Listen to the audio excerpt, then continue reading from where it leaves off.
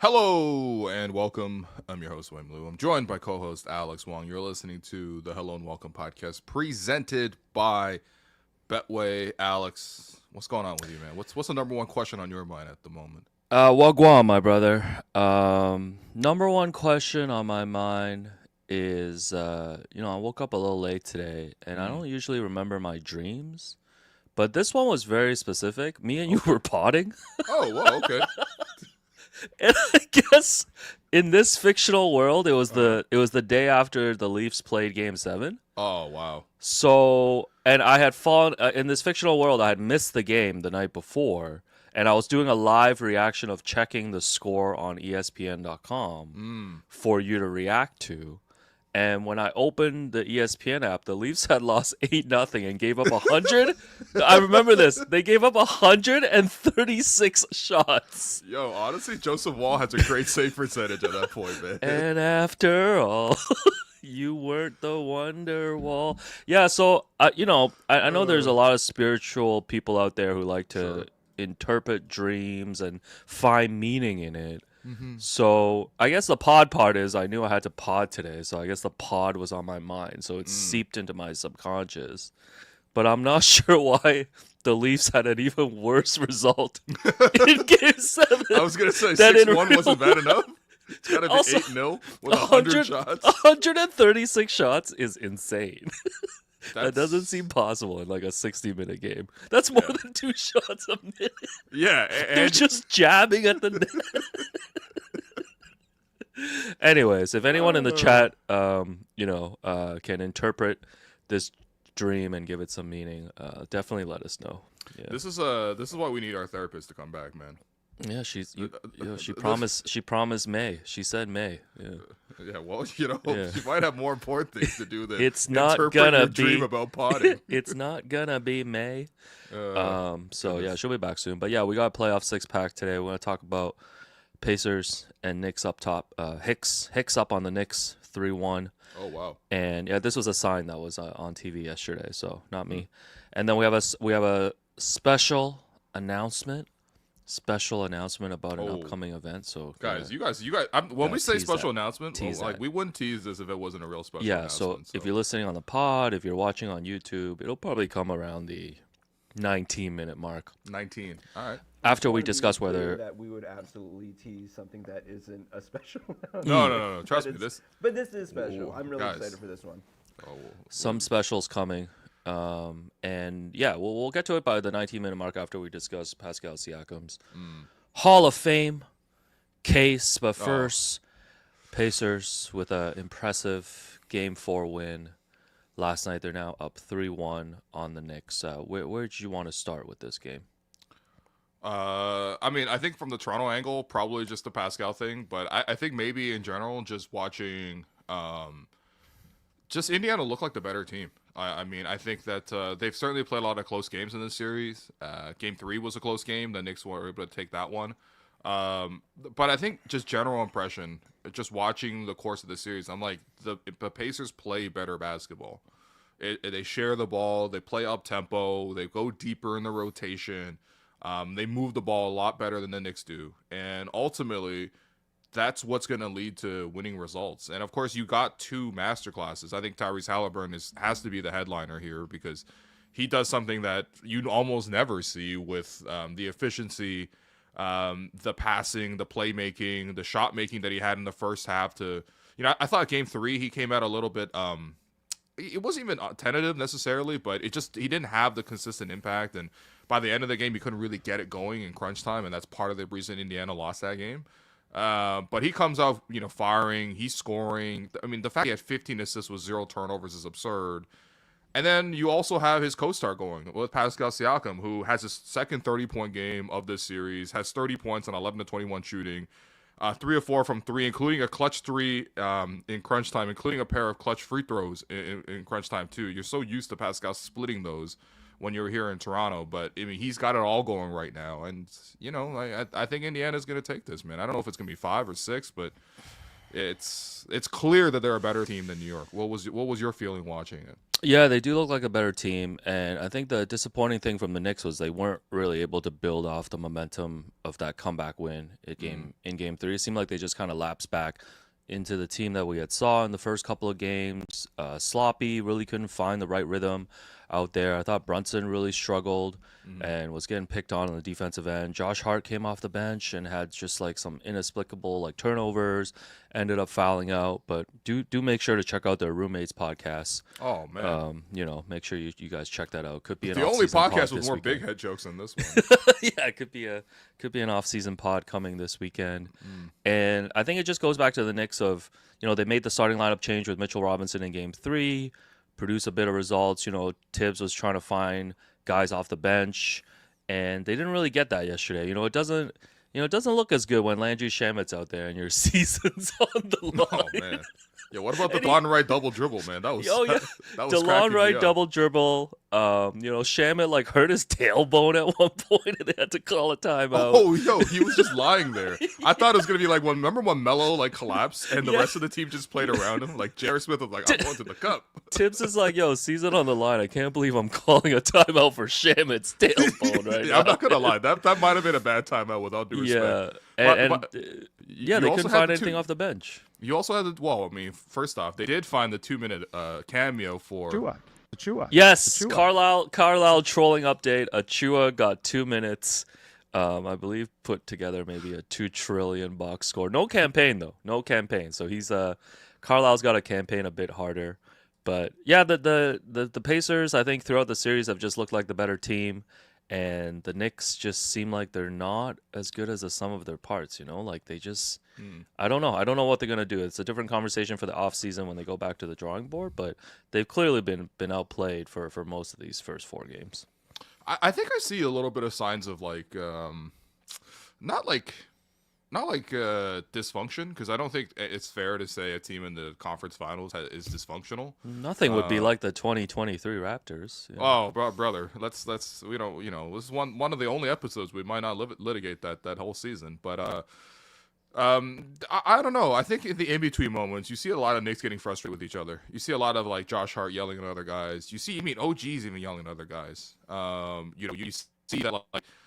Cat kind of like has a couple eye rolls, they just don't look nearly as cohesive. And again, like, of course, it's easy to say this, like, no one should be happy to be down 3-1 in the conference finals. Someone should be happy in losses. But there are some signs I'm just like, I watch this and I'm like, this is like a super ultra talented version, but similar to those old Raps teams in a way.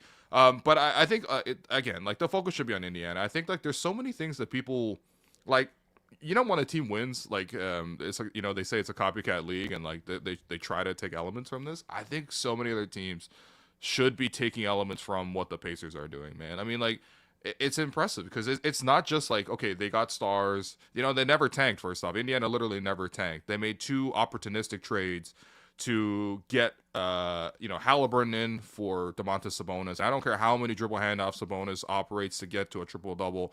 He has nowhere near the impact on the game as Halliburton does. And then, of course, they see a buy low opportunity with Pascal. They swoop in.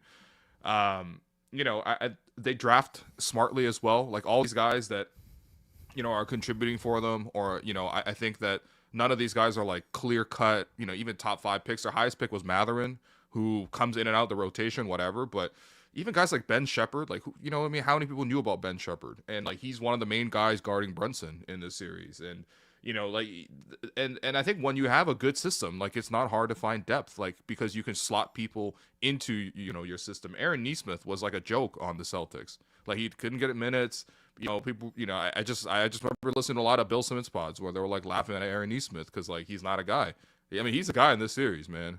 Knocking out big threes, making big stops. Obviously, what he did to Donovan Mitchell is an all-timer. Oh yeah, R.I.P. to Spider-Man. His grave is next to Uncle Ben's now. Yeah. No, slowly, he's a hero. They gotta carry Donovan Mitchell out of the arena. But like, bro, they playing Tony Bradley, man. I mean, like, come on, dude. Like, and he's actually not doing a terrible job. All right. We don't need to be giving Tony Bradley praise, man. Come on. That's only because Thomas Bryant is unplayable. Well, Thomas Bryant is certainly not good necessarily, but I mean, again, like begging for the ball while LeBron was about to set the all-time points record. Oh man, yeah. You know what? That's what AI was invented for, so that we could just, we could do that Google eraser. To, Yeah, like, no, I get it though, them, man. The get 'em out Pacers the lane. have built a really good team, and it's almost an argument against because you always want to be extreme, like you either got to stack a super team or you got to tank and build your way multi-year. And the Pacers have been this like really funny team. I think for like 2 decades, like they haven't drafted like in the top 10 because they've always been like contending. And they've cycled through like different eras, right? Like even going back to like the Reggie Miller era, and then with Paul George, they were able to make conference finals, and then the run that they've been on here now, and it's just so funny because they're in that small market where they can't really tank, and I think their owner is like 90 years old, and he like just refuses to tank, like he just always wants to field a competitive team. Herb Simon? Yeah, Herb Simon. Yeah, that's the most 90-year-old name possible, man. Herb Simon? Holy, man. Does he make men's clothing or what, man? It's like when you watch at the end of TSN, it's like clothing brought to you by Herb Simon. This guy's a client for Sterling Cooper Draper Price, man. Yeah, Jeez. but there's years when the Pacers have not been relevant, but then they've had these runs. So yeah, I agree with you. I think it just comes back to the drafting, right? Like the drafting and getting even guys like Andrew Nembhard, and making a trade where Aaron Nesmith feels like it's a throw-in. Just fleecing the Raptors for Pascal Siakam without having to give up much. And and of course, like you need one of the guys to really turn into a superstar, and Halliburton is that, right? So they check all the boxes, and you would hope if you're watching as like a Raptors fan or any other team that can the Raptors check the same boxes, right? Yeah, I think the lesson with the Pacers is like they're a shining example of the fact that you can build from the middle. There's like there's so much of like we've seen different team strategies of all sorts. The Miami Heat strategy back in the day of like let's have 0 players on the roster and then sign 3 superstars. Very brazen from Sleepy Pat. Yeah, but he did it. I mean that's come on, man. Pat wasn't so sleepy back then in his 60s, but like. I feel like you have the tear it all down and then sort of tank and rebuild model. I guess the process Sixers model. To be honest, that one does not looking so hot these days. You know what I mean? Like OKC, I guess did a version of that. The complete tear. Yeah, I mean OKC. But did OKC move got to speed run through it with once they got Shea, and Shea turned into a star. Though. Yeah, but of course they also drafted the right guys, right? Like Chad Holmgren was absolutely the right guy for them. They had to wait a year because he got injured, but I mean he's proving his worth right now. He's a fantastic defender. He's just a fantastic player overall. Like Jalen Williams. But like again, like I think Indiana being able to build as a small market, build from the middle, it just requires a lot of shrewd moves. And I think I think they should deserve the credit for how they built their roster. But again, for sure. It's also about their stars, man. The stars are great. Like holy, like yeah, it's a thin line because like you try to build from the middle and you don't check the boxes and you become Charlotte or Atlanta. I feel like Atlanta's been trying to build from the middle forever since they drafted Trey. Yeah. So no. On the Knicks too. Like I was looking up like Mikal Bridges like playoff game logs and stuff, and I feel like he's been doing okay if you look at the numbers, but impact wise, I feel like you're not really getting anything from him. And it is reached this a because point, when you look at him, you're like it's 5 picks? Well, yeah, I think there's no other way to look at them, right? Because it does. If you're giving up 5 picks, like you do want some sort of impact. And this goes back to again, like I think the offense, runs right through Brunson and Towns and Bridges was like the number 1 option in Brooklyn. We knew he was never going to be that here, but it just feels like he hasn't been like a great complementary player on offense, and I don't think he has that defensive impact. So yeah, I do wonder: is Bridges the next Tobias Harris, or is that too early to bring that flaming take? Oh, man, just a guy who like is on the books and you're not really feeling that impact, but then you check the box scores, a nice little 17, 6 and 3. Yeah. I do love that people are finding out that Bridges turns every opportunity into a fadeaway jumper. Like, yeah, it's like a 2-foot layup fadeaway. He's like, no, fading away, man. It looks really pretty, except it doesn't go in a lot. Yeah. Yeah, Bridges had a weird year. I wouldn't be surprised if Bridges is one of the guys who's not happy necessarily with the Knicks. Because he got traded there. I think it was the whole idea was like, okay, I mean, again, like the Knicks are good on paper, and like the Knicks are good. Like that's why they're in the conference finals, But I think there's something with Bridges where he feels both simultaneously underused and also a little like overrated. Yeah, it doesn't really fit like on that team. Like it doesn't feel like a fit to me. Yeah. They kind of And the concept of trading for him was friendship. Well, yeah, I mean, they kind of use him like basically just as a spot up shooter occasionally, and then maybe like a leak out guy. But the Knicks play so slowly that like you're not seeing a lot of transition from these guys anyway. I do suspect maybe with better ball movement you'll see better results from these guys. But I mean, ultimately, like yeah, I mean, his impact isn't star level. Like I think it's pretty clear that like Cat has like that star level scoring quality on offense. Defensively, whatever, he's gonna be an issue. Last night he was in foul trouble. That's always gonna limit him. Jalen Brunson, kind of the same deal, right? Like maybe he's not the best passer of the ball, but I mean, damn, when he goes one-on-one and he's like the master of the tough bucket. Plus the flopping. I mean, the flopping last night was crazy from him, man. The whole third quarter was just him jumping into the sideline to get free throws. And he did get 12 free throws, so congrats to him. But like, there just isn't like, I don't know, like I think the same quality where Indiana is able to elevate everyone around them. And it doesn't really matter how much talent they have. It doesn't even matter who's on or off for any given night. They just have like a good quality of play that their baseline is high. The Knicks just don't have that. Like they that's what you mean. Like when they're less than the sum of their parts. Like if you just go position by position and you compare across the board, like I think a lot of people would have picked the Knicks over the Pacers. But I think when you watch the actual style of play, you're like, okay, because the Pacers play fast, because the Pacers share the ball, because the Pacers constantly force rotations, because they have multiple ball handlers and you don't know where the offense is coming from. That's way harder to guard, and it makes them a better team than the Knicks, who may have better talent. Yeah, I think this was always how we looked at the Knicks coming into the playoffs, that they were going to eventually get exposed by a better team. They hadn't been really impressive during the regular season. I think they were 0-12 against like the top 12 teams. And, of course, the Tatum injury and them Boston blowing the 2 20-point leads kind of changed that. But we're almost back at the same spot now with the Pacers taking the Celtics spot of really exposing that the Knicks have a good team on paper, but these were the problems that we saw throughout the season. Like even having OG and Bridges, like you expect that to be like a really like locked down like perimeter like defensive duo, and that just hasn't been the case. And like we know this in Toronto, when there's too much OG on offense, it's never a good thing. And we saw a little bit of that in the fourth quarter when he was trying to create yesterday. And you see the limits of him as an offensive player. And obviously, you're paying him $40 million to be this defensive stopper. But it's like they've built this team now, and the pieces don't really fit. Yeah. Well, I mean, look, I'm going to push back on that because I feel like OG actually hit a bunch of improbable shots. That, like, the step back three over Pascal where he knocked it down. Like, I thought OG has consistently knocked down big shots from them. I think where he runs into issues, obviously, is when he tries to dribble. And Pascal, being his longtime teammate, knows exactly that. Like, every time OG dribbles, Pascal swipes twice. Like, he's like, I don't believe you handling the ball at all. But I also think that, like, yeah, I mean, to the other point, it's just like, look, man, we all love OG, but, like, were you going to shut down Pascal at all in the series? Right. Yeah, no, that's fair, man. And we're talking about max contract, right? We're talking about, like, one of the great, and I agree, like, OG is a great defender. Highest paid player in Knicks history. I think that the Knicks' path to actually winning the series, and I suppose they still have that chance, but that path was supposed to be OG shuts down Pascal, and that never happened in this series. Yeah, Pascal's had 2 signature games in this series. He's looked real comfortable in that matchup. Yeah, I think it'll be interesting when we look forward to the offseason about the Knicks. Like, I don't know. I think it might start with a coaching change too, man. So I think this is a clear-cut coaching change. By the way, this from Spam Dunk 87 in the chat. They thought they were getting Wingstop, but ended up getting boneless chicken, quote unquote, from Pizza. Yo, the potato wedges at Pizza are pretty good. Yeah. Just want to shout that out.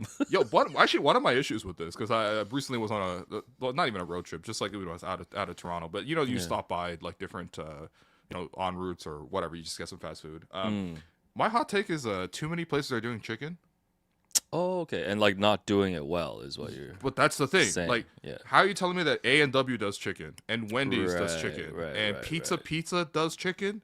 You know what I mean? Yeah, Like, what, yeah. like No, every menu's they gonna, gotta like, stay in their lane a little bit. Some that's of what these I'm places saying, gotta man. stay in No, their just lane. put the yeah. Baconator in the bag, bro. Oh damn, bro! You know what's underrated that I hadn't had in a long time until Ennis and I went recently is Harvey's. Yeah, Harvey's. yeah, Harvey's. You don't really think about Harvey's, but like You don't think about Harvey's. Harvey's, I used to associate like when I was a kid. You go to like Home Depot and there was always a Harvey's attached, and Pops is like, Pops is holding the 2x4 for whatever reason that he's buying it. He's like, yeah, go have yourself a burger, man. Yeah, man. You know what, man? You have it your way, man.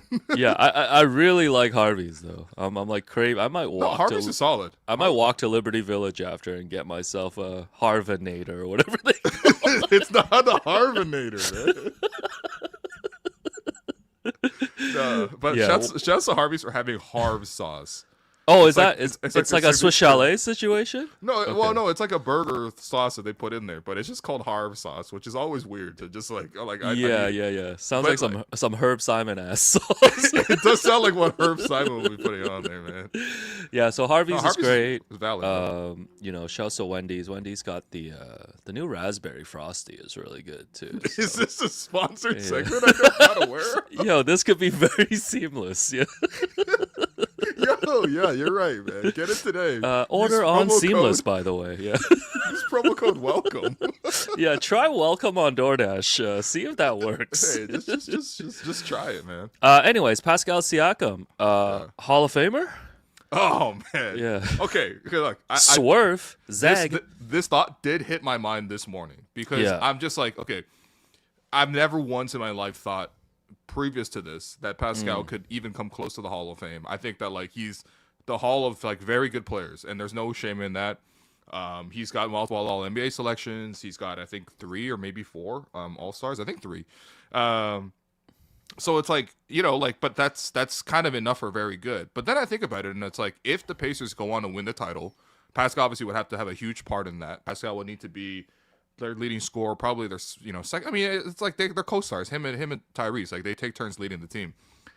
Like, if you're looking back at this thing and you're like, this guy has 2 titles, this guy has multiple All-NBA selections, a couple more All-Stars. I mean, more time with the counting stats. Again, he's fully in his prime.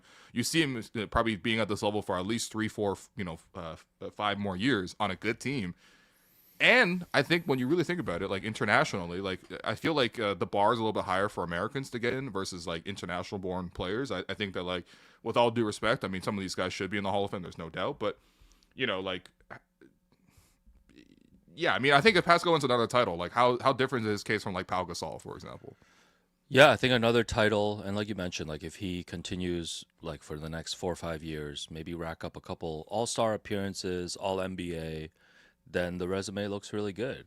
Almost the same conversation as like Kyle too, right? I know Kyle's got the international accolades as well, which gets considered here. But Are you talking about the 2016 gold medal? Sure, yeah. But like Yeah. I feel like whenever people start talking Hall of Fame, like that stuff gets thrown in too, right? Sure, But it's like it's fair.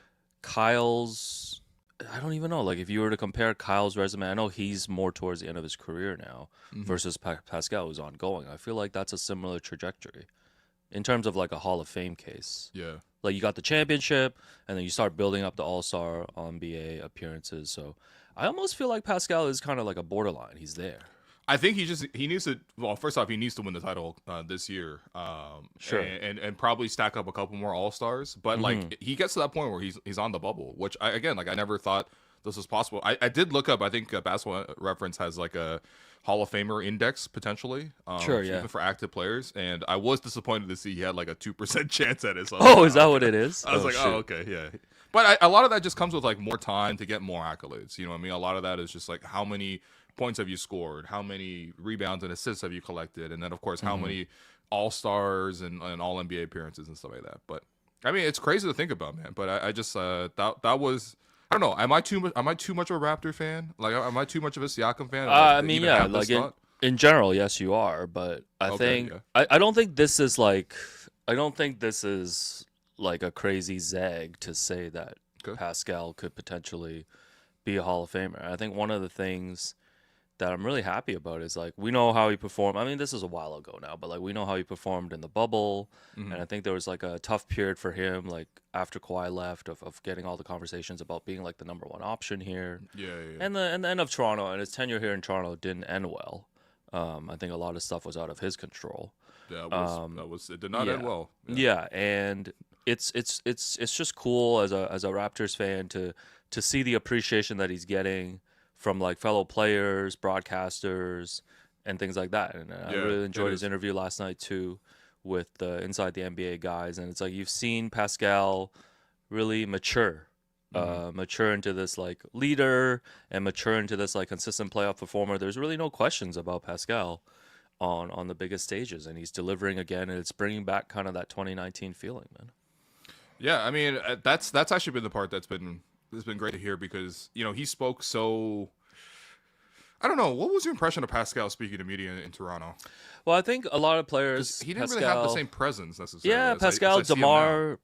I think DeMar was like that as well. It's like when you're first coming up, there's just when you're younger and stuff, you're still learning to like how to show your personality and like how to deal with the media. And I think he found different ways to open up too. Like once he found his own avenues, like working with Red Bull and working with his own people of like delivering his own like video. Like remember he went viral like bringing that camcorder around at All-Star. Sure, yeah. And it's like, you would never think of Pascal as the guy who was going to do that and like be the most social person. So he's definitely grown into that too as well. Yeah. I think there probably is a natural thing for most of these athletes where you're famous, you're too famous at an early enough age where there's not enough experience in your life to like really come across as interesting, and then so people kind of like hate on you. Like we're seeing this phenomenon right now where like people hate on Ant, people hate on Halliburton, people hate on Shea. They're like, these guys are young and they're boring. I think that like naturally as you hit to the point where you get enough life experience, you get in your 30s, you get enough you're paid, you've had experience, you're like stamped as valid. Like it's so much easier to come across and just be yourself at that point because you're not necessarily having to say that like I'm not valid until I hit this point. You know what I mean? And I think that for Pascal, like it's great because in Toronto there was a lot of discussion of like, is he a leader? Is he the guy that you can rally the team around? I think maybe in his time in Toronto after Kyle left, I think Fred kind of took on more of that role. But at the same time, when you hear him talk on behalf of the Pacers now, he's mature. He almost sounds like. I think he probably took some stuff from Kawhi because he's like never too high, never too low. You never see Pascal, too over the top. In fact, there was one question where I think he answered and he was like, I'm almost the guy that almost brings the mood down in the locker room because I'm always trying to settle people in because we haven't done nothing. And I'm like, that's what Kawhi used to do for us, man. And again, I'm not comparing him to Kawhi. I just think that like it's really cool following his whole career to this point to see him take these bits and pieces from his former teammates. And now that he's a veteran head, now that he's the guy who speaks, with that perspective on the Pacers, now that he's the guy who, he's able to, just express that, like, look, I like that he almost pushed back on the selflessness theme, right? Because he's like, that's what the Pacers are. This is one of the most selfless teams in the entire NBA. It wouldn't surprise you if next game Pascal has like 15. Because, the ball doesn't necessarily have to go to one guy all the time. And I think he's just totally happy playing that style. And I think that, it's just a really easy player to root for, man. You call me a Siakam stan if you want. But, I mean, I don't see how you could not be a fan of this guy, especially as a Raptor fan. Yeah, I think personally, too. Like, you think about he was grouped into that group of Masai calling them playing, like, selfish basketball and stuff here in Toronto. And for him to go to Indiana and be part of this team and talk about the selflessness, I'm sure there's some satisfaction in that too. So is that enough glazing, Pascal? That's definitely enough, man. Come on. One more note on this game. So former Pacers who were at the game, remember my boy Darren Collison? Yeah, Darren Collison was a problem. Remember when he was going to sign with the Lakers and he just like sat with Rob Pelinka for 2 weeks? Well, I think he left the NBA to become like a priest or something. Yeah, he retired. Yeah, is he on the Mace career trajectory? That's what Mace did. Oh, really? Yeah, he left. Is that what Kanye said? Is that what Kanye meant when he said "Don't leave while you're hot"? That's how Mace screwed up. Yeah, so Mace left to become religious, and then he came back and joined G Unit. Yeah, one of the most unreligious things to do. Wait, does a G stand for God? God Unit? Oh my God. God Unit would be amazing. God unit. G-O-D music. Oh my god. Anyways, Darren Collison, Yeah. Lance Stevenson, who I believe has requested a trade from Michael Beasley's Big Three team. Oh, We're, wow. we're keeping an eye on that. Come on, Haynes, give us another pair of briefs. George Hill, Danny Granger, and Jermaine O'Neal, former Raptor, Oh, was also nice. there as well. This is the thing I'm excited for when the Raptors finally make it back to the playoffs, is seeing the OGs show up. Oh, man. Bro, I You mean, know? we saw a little bit of that this year with the 30th anniversary, but it's not going to hit the same as It's not the same when you're losing to Cleveland by 30, man. It is not the same when JYD's like, bark, bark, bark, bark, bark. And they're down 25. He's not even barking. He's just emoting. He's just saying He's just bark. saying bark. Oh my god! But yeah, like it'd be so cool. Raptors Yeah, back in sure. the conference finals. It's like Yeah. I would expect even some of the active guys, like maybe like Fred and Pascal, could pull up. Hey. Sure, we'll well. see Kyle there. Well, we need to mend some fences, I think. Yeah. So I think We got to let bygones be bygones. That goes for both sides. But, Yeah. So I'm waiting because Thunder are playing the Wolves tonight. Like I want some OG Thunder to show up, man. Like tonight could be a big night. Yeah. Well, I mean, I think for the first finals game, I actually would love to see Russ, Katie, and Harden sitting courtside. Shouts to Jamie in the chat. This would be so cool, man. Yeah. You know How what I mean? about Like Steven the old- Adams? the old How about gener- Steven Adams too? No. Sure, yeah, Steven Adams, man. I mean, let's throw him in there. But Kendrick Nice. Perkins, man, Nick Collison. You know what I mean? Because I really like this. At the same time, though, when the game was over and Halliburton went over to dap up George Hill, I'm like, man, that's not the same. That's not the same. That's an inequivalent dap up. Well, he couldn't dap his dad because they had him up in the Boo Porzingis seats. They're like, you're not allowed courtside. No, that's so sad, man. They really have him on basically arena house arrest. Yeah. What if like they actually like go to the finals and like after the finals like everyone gets on the court and stuff, like what are they gonna do with him? Like I think he needs to be escorted by like full security. Yeah. Because you can't they gotta give him trust like him. the Obama treatment, like just, Yeah, he pulled up on Giannis, man. Like that's He he's did. lucky. He's lucky. Giannis You're is right. like afforded him some grace and didn't right. knock him out, man. yeah. So, anyways, all right. That was item number 1 of the 6-pack, and number 2 is our special announcement. Will, do you want to take the lead here on this announcement? Yeah, sure. Jerome, if we could just throw up the little asset here. We have a special announcement coming next month on the show. We will get Bobby Webster on the program, and not only on the program, but we're actually offering people a chance to attend a live show hosted by Holt Renfrew, who Bobby is in collaboration with their On3 line. And yeah, we've been invited to sort of host a conversation with Bobby Webster. Of course, for people who won't be physically able to pull up to the store, you can hear that obviously on the podcast. We'll have all the production, everything like that.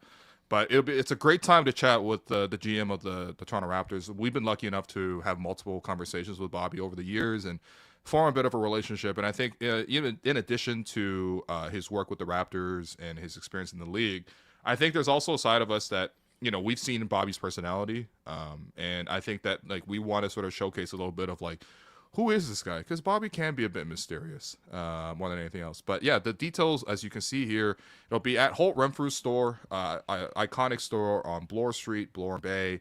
And it'll be Saturday, June 14th from 2 to 4 p.m.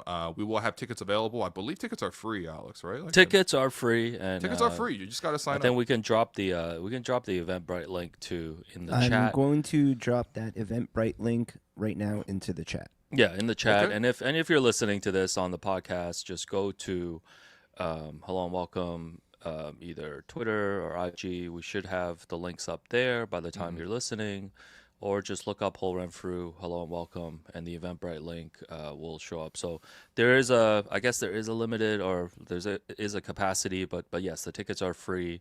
You can RSVP and show up. Shouts to Bobby, looking like an Oscar statue over there. I was gonna say, man, what are we gonna wear to this thing, man? How do we ensure that you and I are not outmogged by Bobby Webster. Oh yeah, okay. We will make a whole show segment out of this. Yeah, okay. Yeah, but before, and I saw someone in the chat ask if we were gonna ask him if he's more handsome than Rob Pelinka. Yeah, we can definitely do that. I think I'm definitely gonna ask him. Yeah, we will print off 2 photos and maybe do a little fan vote. Yeah. Oh wow.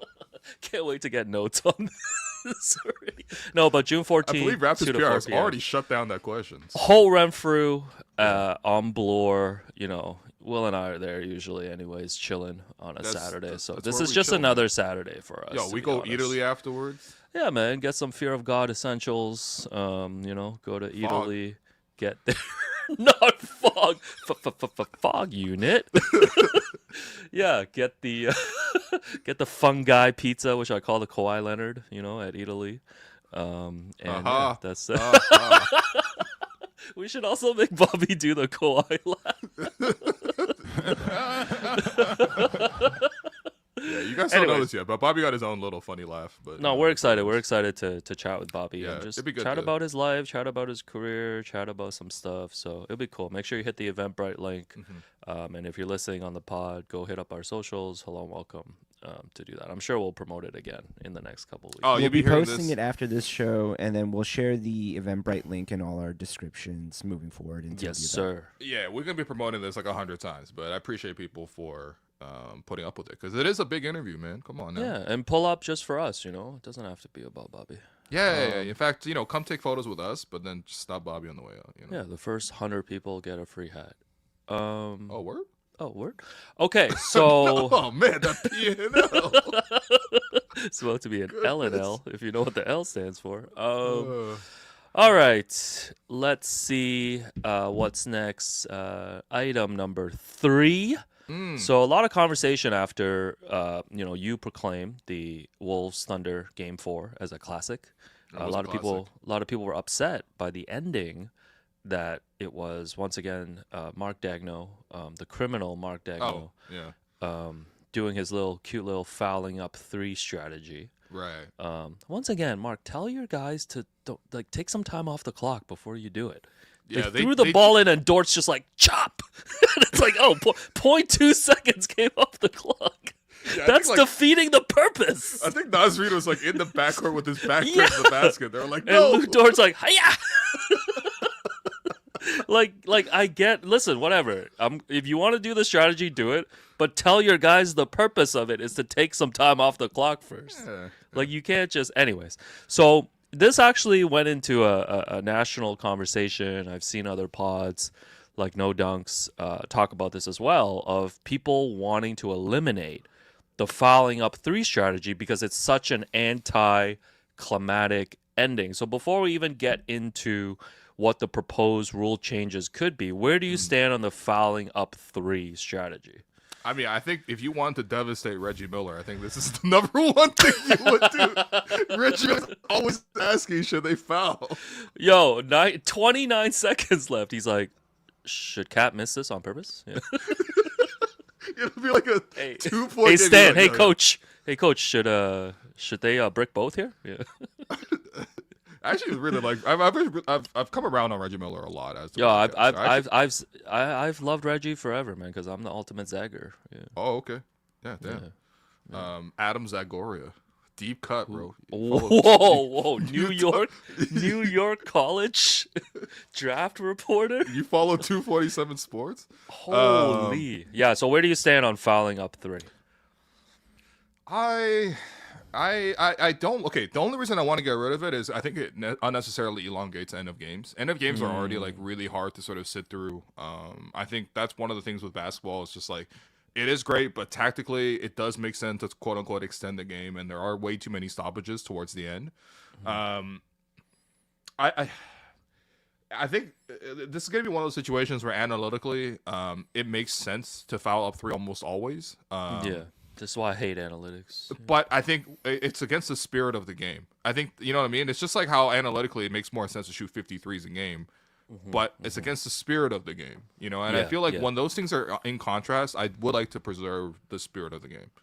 So in that sense, yes, I wouldn't mind if they added a rule where if you intentionally foul with no chance to I don't even know how you would adjudicate this necessarily, but giving a technical free throw and then getting possession back, kind of like a take foul, like I wouldn't hate that. Yeah, I mean, conspiracy owl. I've got a few ideas here. I think one idea you could do is if a team intentionally fouls, they can do that, but then the team that gets fouled gets an extra timeout. So, Well, you're making it even longer. At that point, man. yeah, Jesus this Christ, doesn't help your case. This is Mark Dagno's dream for the last 2 minutes of the game to go 2 hours. God damn, man. Because you are playing the timeout game to the point where the other team runs out of timeouts. They have to bring a full court. So this would just constantly reset the situation. That's worse. Where the other made it worse. Okay. That's proposal number one. Okay. Proposal number two, I think the most common one is just that if you intentional foul, it's like a free throw on the ball or 2 free throws on the ball. So like automatically, I think that would just end intentional fouling. Like you would not be in a situation where you want to do that. So I do feel like it does take a little bit away when you have a close game, the team is down 3, and you don't get to see that possession take place, right? So, and I get it, the analytics and stuff, but. Well, I mean, again, like I think if you run the numbers, like the numbers always suggest to you that you are more likely to win if you foul up 3. Right. But it does lead to like less exciting outcomes because you might get situations where a guy's just flinging the ball because they're anticipating the foul, and then they get 3 cheap free throws, like Harden style. This is like if let's say like if in football, like you know you're down 7 and Patrick Mahomes is driving, and like somehow there's a rule where you have to force them to kick a field goal. Like you're not allowed to go for the tie. Yeah. Or like in hockey, it's like they have an empty net and the Panthers can just hug you and make you like not shoot the puck. I think that's your nightmare again. Yeah. No, but it's like it just runs counter to I think like the entertainment aspect. No, I mean the thing is like I think when we were playing our media game this year where they invited members of the media to come play in this thing, I even was like in my like maniacal like competitiveness. I think at one point I suggested we should take the intentional foul because we're playing 1s and 2s, and the foul was going to be a 1 rather than a 2. Yeah, you're part of the problem. That's what I'm saying though. But like if it's better for strategy, everyone's going to do it because it's a super competitive environment. But I think that's where the league, the big government in the situation, is going to step in and actually like just avoid this. It's not good for people watching. It's not good for society watching. But yeah, Rome, what do you think?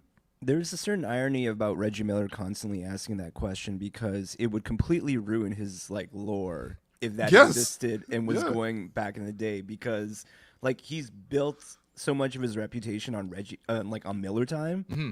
Like Miller time would be over. It'd just be Miller timeouts like nonstop. Oh, it is That's kind of far. And it is also like just thinking about Reggie not being able to comprehend the mathematical like aspects of the game. I think Reggie's genuinely asking every time. Which like I know he's not like pining for like a head coaching job, but like if Mark Jackson did that, I'd be like, oh yeah, you gotta outlaw this guy from like ever coaching again. That's against the law, son. Well, actually, we actually have that drop. You kidding me? This should be against the law, son. Also, I know Doris Burke is catching a lot of heat right now. Yeah, isn't that just from you? For just not being good. I saw someone be like, "I support feminism, but Doris Burke's really pushing it." Right. All right, that's too much, guys. Too much. That's too much, man. So it's so funny because people are pining for like Jeff Van Gundy and Mark Jackson, and I'm like, I swear to God, you guys hated them. Like Okay, I saw so much complaining A lot of people were very about the two of them when they were there. So I guess I'm old enough now that people are just nostalgic for bad stuff. Well, for the record, I did enjoy them myself.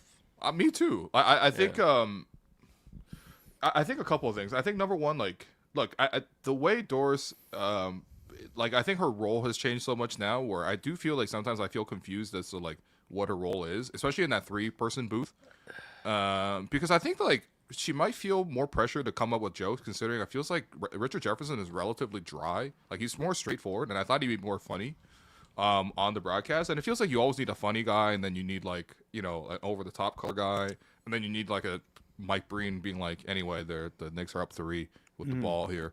Mike Breen's like, damn, man, why am I calling this series? I want to call the Knicks, man. Yeah. That's what I'm saying. Why is he calling the West instead of calling the actual New York Knicks? They should have made a trade, man. Honestly, yeah. But, I think so, like, in all fairness to Doris, I think she is adjusting to different roles. And it feels like sometimes she has to bring up things that are, like, happening on the internet, which I'm like, I just don't need that necessarily. I think what happened with the old crew, though, was just, like, people just kept complaining they're not talking about the game. But I'm like, but they're entertaining. You know what I mean? Like, we keep forgetting that this is an entertainment product. And I think part of the color commentary isn't necessarily to tell me, like, hey, like, the reason Harrison Barnes is open in the corner all the time is because Steph Curry is drawing 2 off the pick and roll. He's sliding it over the top to Draymond. A rotation comes from the corner, and then you're hitting, Harrison Barnes in the corner for 3. I would rather hear, "Mama, there goes that man," or like, "Hand down, man down," as they go to commercial, than the explanation of like what's actually happening with that. And then, so I think it is a matter of taste. Also, by the way, the NBA over indexes on nostalgia, man. Like, come on, the whole NBC pitch coming back is like, we get to hear the theme song again. Oh my god, I could not stand that. If people like, listen, I love that song. Like, I grew up with that song. Like NBC right. triple headers, all the things people are nostalgic about. But it's like, yo, yeah, you're gonna bring back that song, but after the music hits, like, the rest of the broadcast better be good too. Yeah. And my biggest complaint with ESPN is when they do the pump fake back from commercial break at the end of the quarters. Oh, so they'll come back in the second quarter, like, show like some stat of like, oh, here's Lou Dort's 4 karate chops. Hiya, and we'll be back. They just pump fake us with 2 breaks. I don't like that. I don't understand how exactly they turned timeout to like another. Yeah, I feel lied to. Segment for ads. I feel lied to, but I think Doris is kind of like in a Mikal Bridges situation. I just don't think it's a good fit with like Breen, like you mentioned, with RJ. Yeah. And Doris, but yeah, no, we'll see how the NBC and like the Amazon broadcasts are, because they did hire a lot of good people. I agree. Like bringing in fresh voices like Dirk, like Blake Griffin. I think we've needed that for a little bit.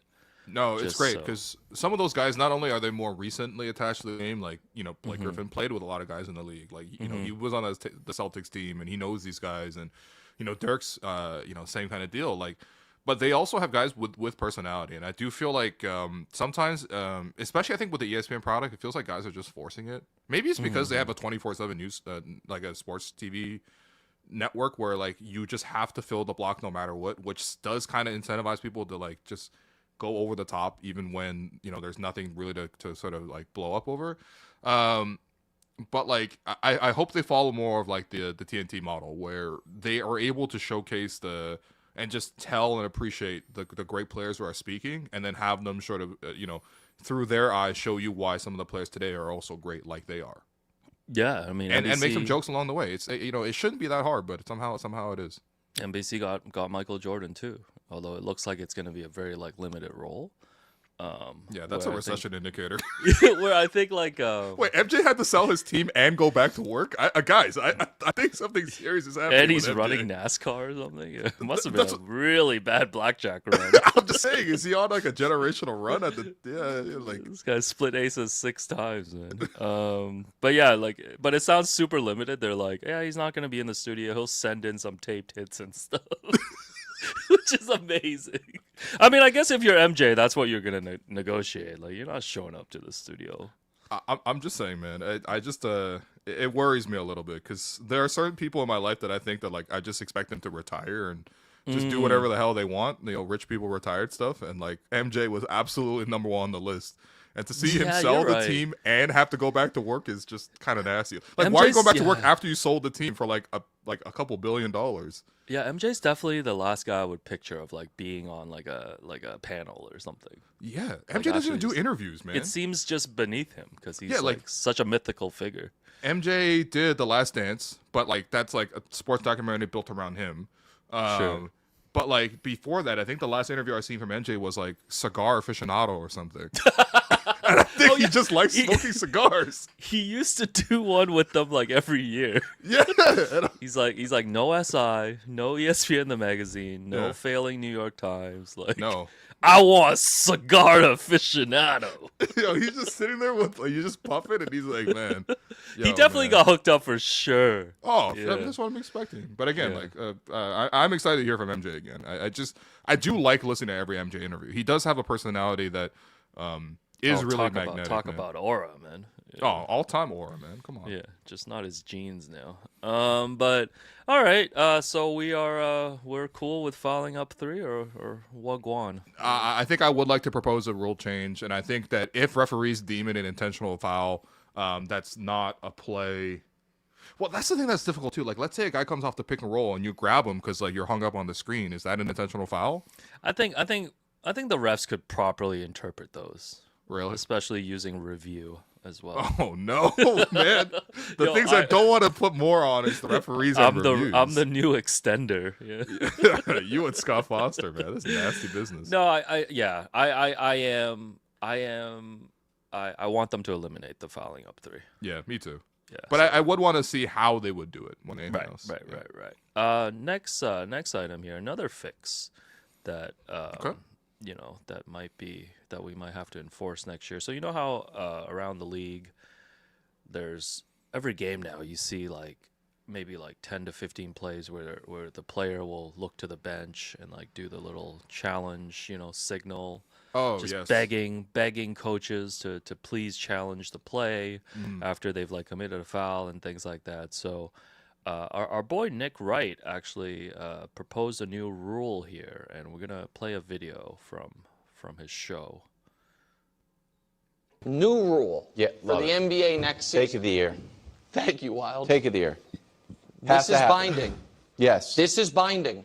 And guess what? It'll be fixed within a week. The moment any player on the court does this, all right, challenge accepted. And by the way, if you're out of challenges, it's just like when you're out of timeouts and you call one, that's a Chris Webber, that's a technical foul. Guys, you're right. You can call timeout, you can call for a challenge. You wave your finger around in the air, the refs say challenge. There was yes. a stretch where it was There was a stretch. maddening. I'm tired of it myself. Thank Yeah. So basically, Okay. I don't hate every player signaling for a challenge on the court is binding. This is just to eliminate players who are asking for like borderline calls or sometimes just completely incorrect calls to be challenged out of pride. I think Chris Boucher is our number 1 guy on the Raptors that does that, or Scotty as well. Yeah, I think Oh, Scotty. but and Chris. this is applicable to like 90%. Oh of yeah, NBA this players. is like every player, and I feel like we do need to outlaw this a little bit. Right. So thoughts on this rule change?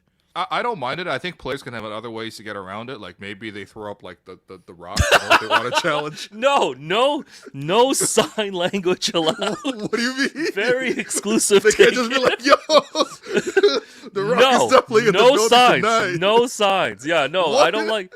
Damn, that was a quick workaround. I didn't even think about that. What if they do VAR? Like what if, you know what I mean? Like, no, bro, they can no, just no try new signs things. allowed. No signs allowed. Wait, you don't want them to be like, oh, that's a foul. Oh my god, no, I hate that. Okay, this whole thing is crumbling already, man. Uh, This does annoy me when players, because there's just certain players on every team who thinks like they've never committed a foul, Yeah. and the ball's just never out of bounds on them. I agree. But I think it also like takes away from. There's really smart players who will be very selective about when they tell coaches to challenge, because they know that it's a critical Sure. possession, or they're very sure based on the play that it should be challenged. But then it gets mixed up with guys who just want everything challenged. Yeah, I hear you. I think this is certainly something that like it's up to the individual player and coaches and organizations to hammer out themselves. Because if you do this enough and you cost your team, there should be some sort of punishment. Like you are taking up a limited resource. It's like taking a bad shot. Yeah. You know, like you would definitely be held accountable for taking a bad shot. You should be held accountable for doing a bad review. At the same time, I do see that there is some value in if the player is directly involved with the play and they feel like they didn't foul because they can sense it, they touched somebody or they didn't touch somebody. Like that is valuable information that like maybe even the video guy doesn't necessarily have. You know, so like I actually don't mind players having a say in this because they're directly involved in the play. They're closer to the play than the referees are who called the play. So like I can totally see that, but again, like I think there should be. I think you know what? Actually, more than anything else, you should have like people online should just track this and see who are the biggest like I guess like whiners, basically. Yeah, twirlers. Yeah. Yeah, you know what I mean? Like somebody online should be tracking this, and then they Yeah. could just be put to shame in media. Maybe that can sort of get to it. Because you know how like players are nowadays. It's like it doesn't necessarily matter what a coach might yell at them or manager might yell at them or GM might yell at them. Like it matters more if they get embarrassed online. Yeah. Like, I'm not even kidding. Like that will change behaviors more than this. I think we should have a classes system when it comes to this. I think you have to average at least 17 points to be able to do the twirl. I kind of like that too, actually. Yeah. You can't be a bench player. I'm not trying to hear from like Tony Bradley. Like if Tony Bradley's twirling at Rick Carlisle in the conference finals, I'm like, come on, man. No, Tony Bradley got to put up the rock, man. No, but it's like I feel like this got to be a star system situation, man. Because like if you're the coach, you're like, come on, man. Like I'm not dealing with this from like the 10th guy on the team, man. Well, I also think that coaches, part of the inconsistency right now is, you know how sometimes coaches will maybe look like they're going to review the play, and so the referee delays the restart to the game. Right, like the restart to the game is like a very controversial thing sometimes, because it's Right. like you have players like Jokic who like immediately like they just skip throwing the ball to the referee. They're just like, okay, I'm just going to immediately inbound and start play. And I don't mind that because like, you know, basketball should be a flow game, and you should be able to sort of like, if you want to push the tempo, that's one of the ways. I mean, Kyle Lowry used to do it all the time here in Toronto, but like, I do think that like there are some moments where they'll intentionally delay the start of the game with no timeout for like 30 seconds to give the coach and their assistant coach like basically one assistant's job on the bench is just to have an iPad with a backward 10 seconds option. Yeah, sounds like a great job. Yeah, that's Eric Curry's job with the Raps. In addition to other stuff that he does, but like that's his main job is hitting replay on the iPad. And I think also too, it's just like the other part is I think some coaches use the challenge not only to protect their star player, but almost as like a bargaining chip to the star player. Like a relationship building. It's a preferential treatment item. Sure, yeah. Yeah, you know how like in your workplace, like some people might obviously get a bigger salary or whatever, but some people might get extra bonuses, extra perks. You know what I mean? Yeah. Like, What's your contract structure like?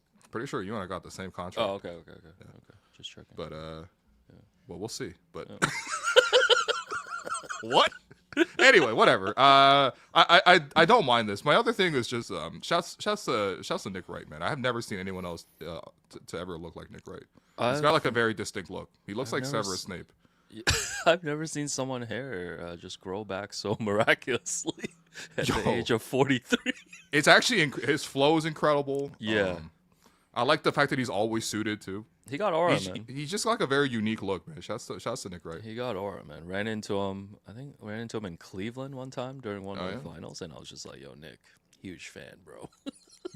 Is there anybody that you won't do this with? Honestly, great question.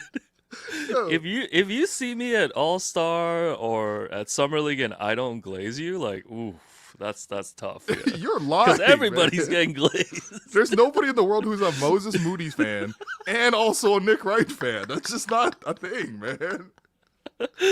Oh, shouts to Moses, man. That's the only Moses I acknowledge. Item number 5. So Shams Charania was on Pat McAfee's show yesterday, and here is let's play this full video. Here's what he had to say about the upcoming offseason. Is the most, I think, anticipation team executives have had over an offseason. I think this offseason might be the most craziest ever because I think there's so many. Most craziest ever. That's crazy. Because I think what you have right now is you have the parity English in the league. sucks. It's so thin right now. Like as far as the thin line of what you can win a championship or you might be falling into the lottery. And I think the ability to go out there and improve your team and get there to championship level, I think that's on the minds of everyone around the league. So how can you elevate your team? So Shams is obviously tapped in, but what do you make? I thought it was interesting him talking about like a thin line between being in the lottery and being in the championship. Do you feel that way when you look at the league overall, that is a thin line right now for a bunch of teams? I think this is like the prevailing thought in the league right now. Masai vocalized this both publicly and privately. Just like, this is just how people see the league in the second apron era. It's like nobody's a favorite. And I mean, part of it is right. Like you look at it, we're gonna have a 7th straight season now where there's gonna be like a new unique champion, right? There's not been one repeat the entire time. I'm gonna have to hear about this more than Nikhil and Shea are cousins. I feel like. And like, yo, you think about it, like how many teams have even gone back to the finals? Like not even they've just all, like they, repeating they've all as been champions. knocked out before the second round. Yeah. Yeah, so The it's defending like champs. you don't like the Warriors win, they're out. Celtics win, they're out. Boston, Denver wins, they're out. Milwaukee wins, they're out. Like you're getting so many teams that get a chance to go to the finals that I don't think any other takeaway is rational. Like I think that like this is a time where there is no super, there's no super team, and like you can't predict LeBron just winning the conference for like 8 straight years. So, I think what that does incentivize is that like everyone is close enough to maybe be 1 or 2 moves away. Like outside of like Utah, Washington, Charlotte, like I basically like the lowest tier tank teams. Like even teams like Chicago and Toronto should be looking at this being like, if we make 2 great trades, we could be in a playoff mix and maybe even in a championship mix. Yeah, because I guarantee you that's how the Raps are thinking right now. They're like, look at the East, it's weak, man. We can make if we go out and swing for Giannis, we can be making noise. Yo, don't let us draft a star at number 9, man. Let us draft a star at number 9. In fact, don't let us, man. Milwaukee, you can have that star at number 9. We'll take Giannis. Just don't. Yo, you guys do it. Yeah, I think to Shams' point too, it feels like when I was looking at all the playoff teams too, including the teams that have been eliminated, it seems like a lot of those teams feel like they need to upgrade as well, which it doesn't feel like a lot of teams feel comfortable just running back the same roster.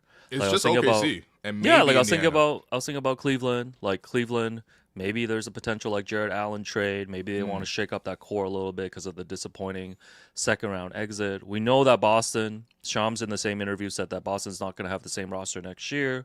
You would expect maybe Drew Holiday and Kristaps could be on the market. We got to see what the Knicks are going to do too, right?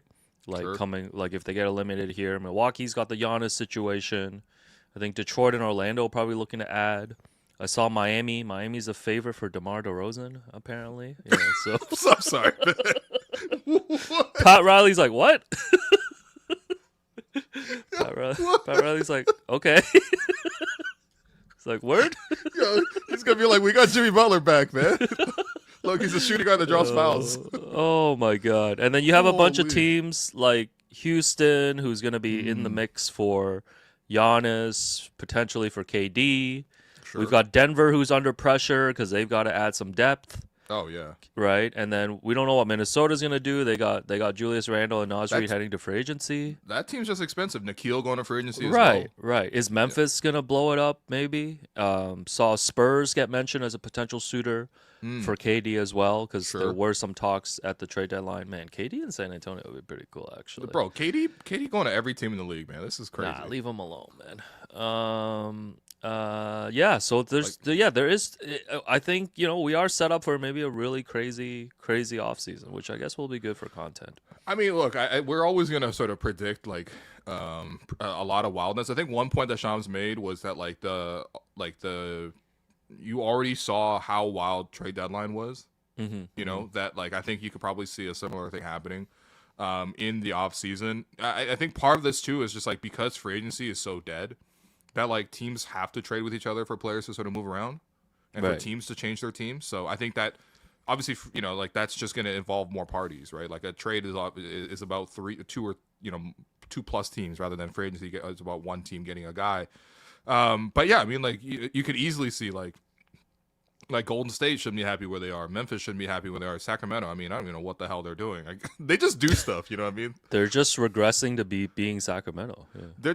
It's actually kind of sad to see Sacramento regress in real time. I do love the Vivek Ranadea photo of him wearing the "Not Like Us" t-shirt. Oh my God, yo! Remember we were killing him on our show. Remember we did a React pod. I think I gave him what did I give him, man? Something.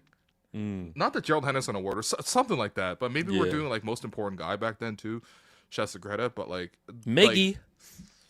I think we like actually like just like went in on him because I'm like that is not when they say not like us they mean you too. They actually they specifically mean Vivek Ranadive wearing a not like us shirt for DeMar DeRozan. By the way, that was his show of solidarity for DeMar, who may now be going to Miami. Like, oh man. No, like I think there's like, do you think there are even 5 teams in the league that are happy with their team as is? Yeah, it's tough. I think whoever wins the title, like whoever makes the finals, right? If you assume OKC and Indiana, I think they'll be pretty happy with their teams. That's fine. That's 2. And outside of that, yeah, it is hard to argue. I would kind of throw Detroit in there, but I feel like Detroit would want to upgrade as well, right? But it is only a handful of teams. We got to re-sign Malik Beasley. We got to re-sign Tim Hart. Or, yeah, you know what I mean? Even the non-playoff teams. Dennis You got Brooklyn eyeing Giannis. Oh my god. You have Philadelphia. They've got the number 3 pick, and they're trying to make moves. Dallas is trying to make moves because Nico's on a 3-year championship timeline without his point guard for next season. This guy bigger Herb than Herb Simon. We know. We know Phoenix is always trying to do something. Right? Oh, Phoenix trying to get involved, and Bradley Beal is the ultimate. I don't consent to a trade. Got that Matt Ishbia, and like Portland too. I think is trying to win now. You know the Spurs. We know the Spurs are gonna up to some stuff. So like, yeah, it does feel like there's potential for like a really crazy offseason to come, and I think there's probably gonna be guys on the move that we're not even thinking about. Like I'm sure there's gonna be a couple of trades that are gonna really surprise us. So who's your give me your shock trade? Oh, you don't think this guy's getting traded, but he's getting moved? This is such a good one, Bill. Who's yours, man? Yeah. Well, I think one of Franz Wagner or Paulo Banchero goes. Ooh, damn, man. Yeah. I like that. They need an upgrade. I'm gonna go with Tumani Kamara. Yeah. What are you gonna put him on eBay? 'Cause you got too many cameras. I'm gonna zag. Yeah. I'm going with Tumani Kamara. I think he's safe, man. I think he's safe, man. Does Zion? Zion probably doesn't count, right? He's been out there. But I feel like you would be pretty surprised if Zion did get moved. I don't know. He's been. They did send him to the draft lottery. They were like, hey, he's our guy. Right. I think the surprise would be like where he goes, not necessarily. Yeah, that's a good call. That's a good call. I'm gonna go. You know, I'm gonna go with Devin Booker. Yeah. Devin Booker. Okay. Yep. I think the Suns got desperate and they just trade everyone, and somehow Beal's still there. Wow. So KD and Booker gone, and Beal's like, yeah, they not like us. Yeah. No, Donovan Mitchell for Jaylen Brown challenge trade. Wow. I'm just saying random. Yo, who shit, says man. no to that though? I feel like the Cavs say no to that. Really? Celtics. I think Celtics would. I think Celtics would do that. Really? I think Celtics would say yes to that. Yeah. It makes the Celtics smaller. Yeah. Spider-Man versus Smarter Man. Yeah. Oh, that's kind of fire. That's kind of fire. I actually don't even know why they're doing this trade, but yeah. for the record, we're just throwing out random trades. Mitchell is the better player, right? Yes. Do we think Mitchell's a better player? I mean, I know Jaylen Brown's got the accolades. Yeah. They got the same tier for me. Really? I feel like Mitchell's a better player. I don't know. Okay. Yeah, maybe we'll see a bunch of challenge trades. That'd be fun. I would love to see challenge. I still want the Trae Young, John Morant challenge trade. Your problem for my problem. No, but legit, like, what does this do for anything? They literally just swapping logos. They're like, okay, and no, I feel like if you run it through like the trade machine, it's like, oh, this produces 0 additional wins. Hold on, let's make it a 3-way trade. Let's throw LaMelo Ball in that too. That'd be so good. Atlanta gets LaMelo. yeah, I like Memphis that. gets Trae, and Ja goes to Charlotte. I like that. Purely pointless trade. Oh my god, that would be incredible, man. Yeah. But yeah, no surprise moves. I'm gonna say Devin Booker and Joel Embiid. Ooh. Oh yeah, I didn't even think about the Sixers. Yo, Yeah. man. I think Morey's gonna zag. Yeah. Who do you think is gonna go for him? I feel like the Knicks got it going for Embiid. That's like their last pivot. Phoenix, baby. Yeah. Phoenix. Oh my god. No, it has to be a super desperate team. Yeah. You know what? Phoenix needs a center. Wow. No, but it has to be a super what about desperate Phoenix team. for KD?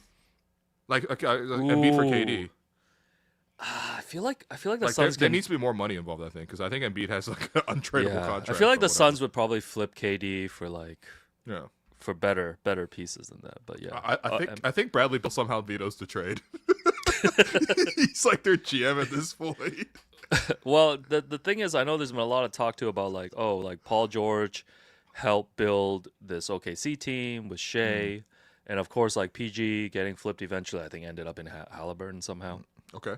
Or there was some whatever.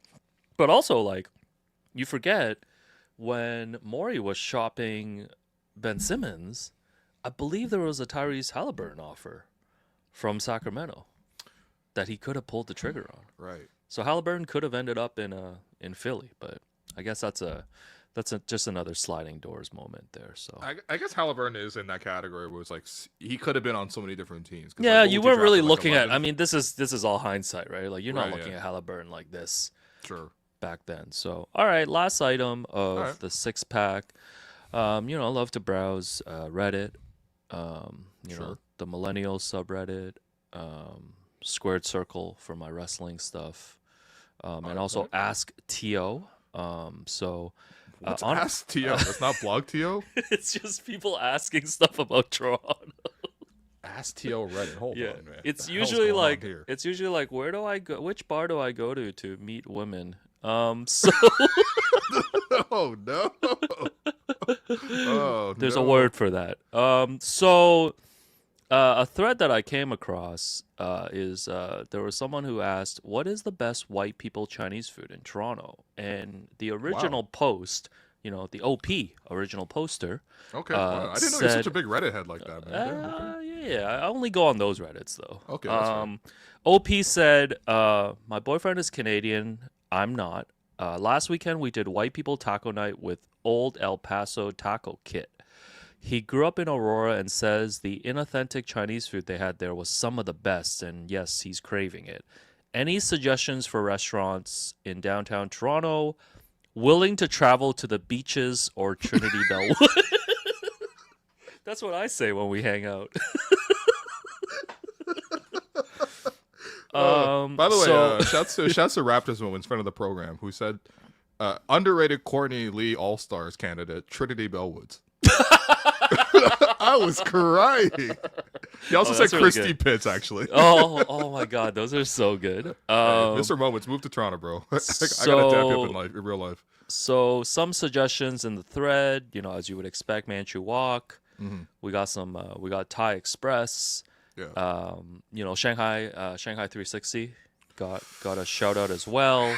So this is white people Chinese food. And then another commenter said Mandarin Buffet has to be the whitest Chinese food there is. Absolutely. Yeah. And also that you just have to take the subway up to Eglinton or go to any decently rated restaurant in Chinatown. And they listed Swatao, New Sky, House of Gourmet. And they said, order the General Tao, orange or sweet and sour chicken. Yeah. Ginger beef, chow mein noodles, and some spring rolls. Okay, so I think a couple of things, right? Because China is like literally the most populated country in the world. There's like a lot of regionality in the cuisine.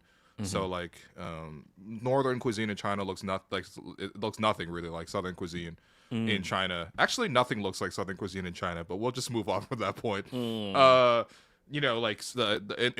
in the west with Sichuan province or Yunnan province, those are all very, very distinct food items themselves. Yunnan is on the border with Vietnam, and so you'll see a lot more rice noodles and fresh sort of herbs and stuff like that. Sichuan is the one that's famous for hot pot and all the spices. So I think I say this mostly to just be there's just already a lot of regionality in the food itself. The thing is, there's also a gigantic, just Chinese diaspora around the world, right? I think that a lot of them obviously came to, not even them. I mean, shit, I'm them. A lot of us came to North America in different phases and different times. I think the first wave of immigration that happened was from people from the south, from the coastal provinces like Fujian, like Guangzhou, and they went to the Americas, and then they started cooking for American taste, because I think at that time I think banks basically would only allow you to have licenses to open laundromats, grocery stores, or restaurants. Chinese people were not approved for anything else, so they had to specialize in one of these three categories. That's why you see these fields as so traditionally Chinese dominated in North America.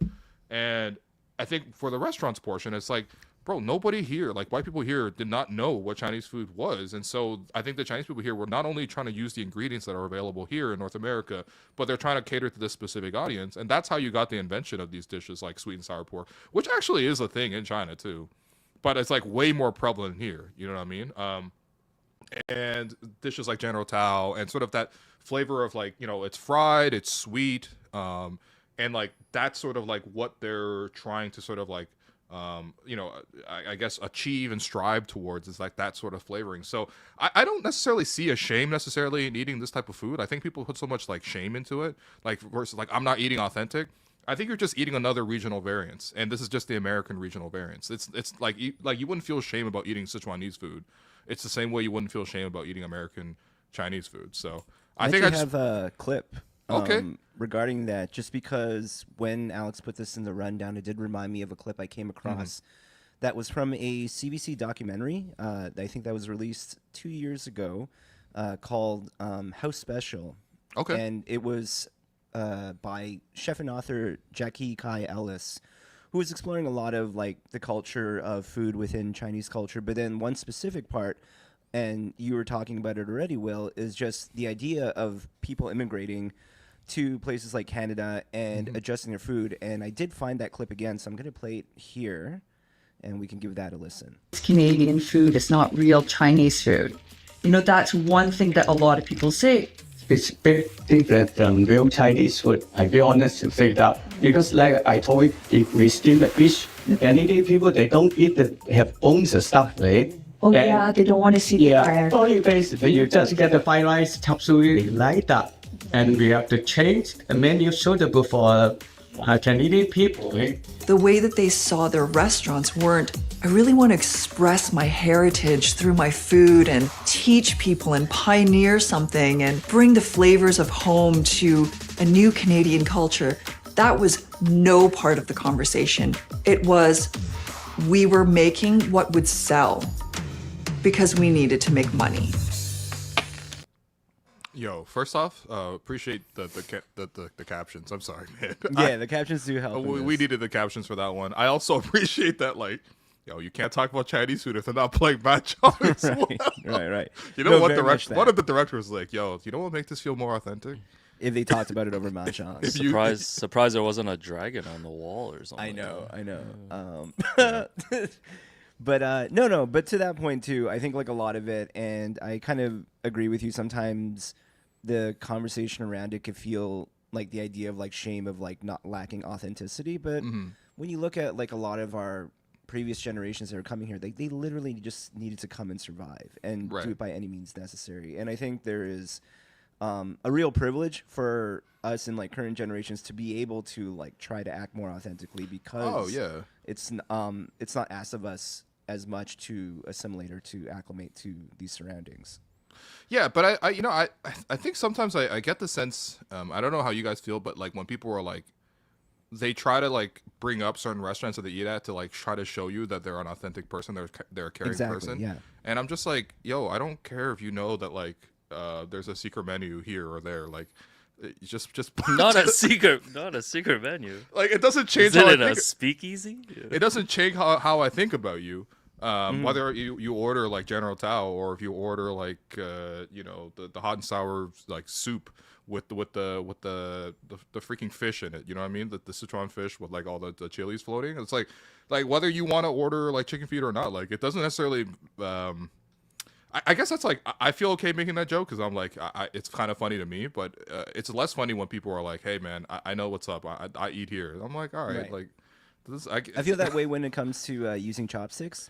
It's kind of like it's almost like hey, I'm inviting myself to the cookout. You're not invited to the Chinese cookout unless we invite you, and that's final. I think it's like a thin line with this stuff too, because like I think the non-Chinese people I enjoy going to eat Chinese food with the most are the people who are just like authentically curious, Yeah, like exactly. people who are like, oh, they will ask for a pair of chopsticks because like they just want to try it. You know what I mean? Yeah, versus like, versus like a proving point. Versus like, oh yeah, I use chopsticks. You don't have to prove no point to me, man. Like it's okay. Yeah, we've seen Lee Ban with the chopsticks and we're still friends with them. Like it's not. Oh man, it's not something we judge people for. But it's like, oh, like even you mentioned like with the chicken feed and maybe some of the more like more risque food that people might not try. It's like it's cool when people just want to try it, right? Just try it out and see how it is. And if it's not for them, it's okay too. Like I think it's back to the original point with the video and everything too. Is like none of this has to be for like everybody.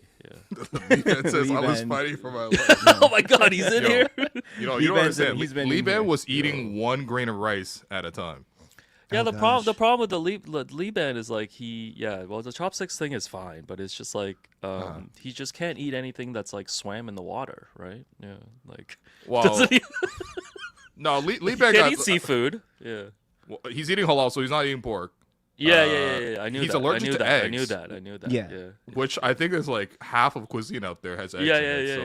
Yeah. So when we went to Shout out Hong to Sheng, chicken parm. they just served him water on a plate. Yeah.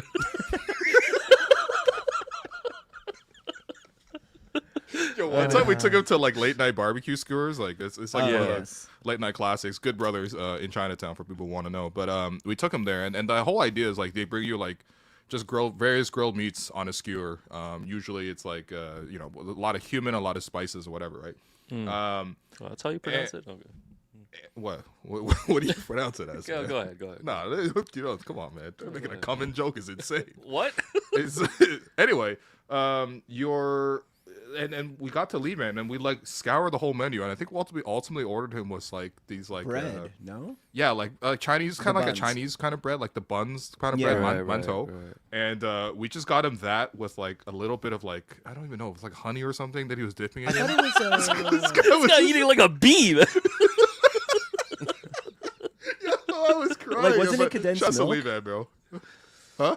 Was it? Oh, it was milk? condensed. It was sweetened condensed milk. Yes, Yeah, and he was yeah. dipping the bread into that and eating that while the rest of us having skewers. And I was, Honestly, it looks Lee pretty Man, good. I'm sorry, man. We gotta take you to a more accommodating restaurant No, next time. there's nothing like going to Good Brothers with Good Brothers, man.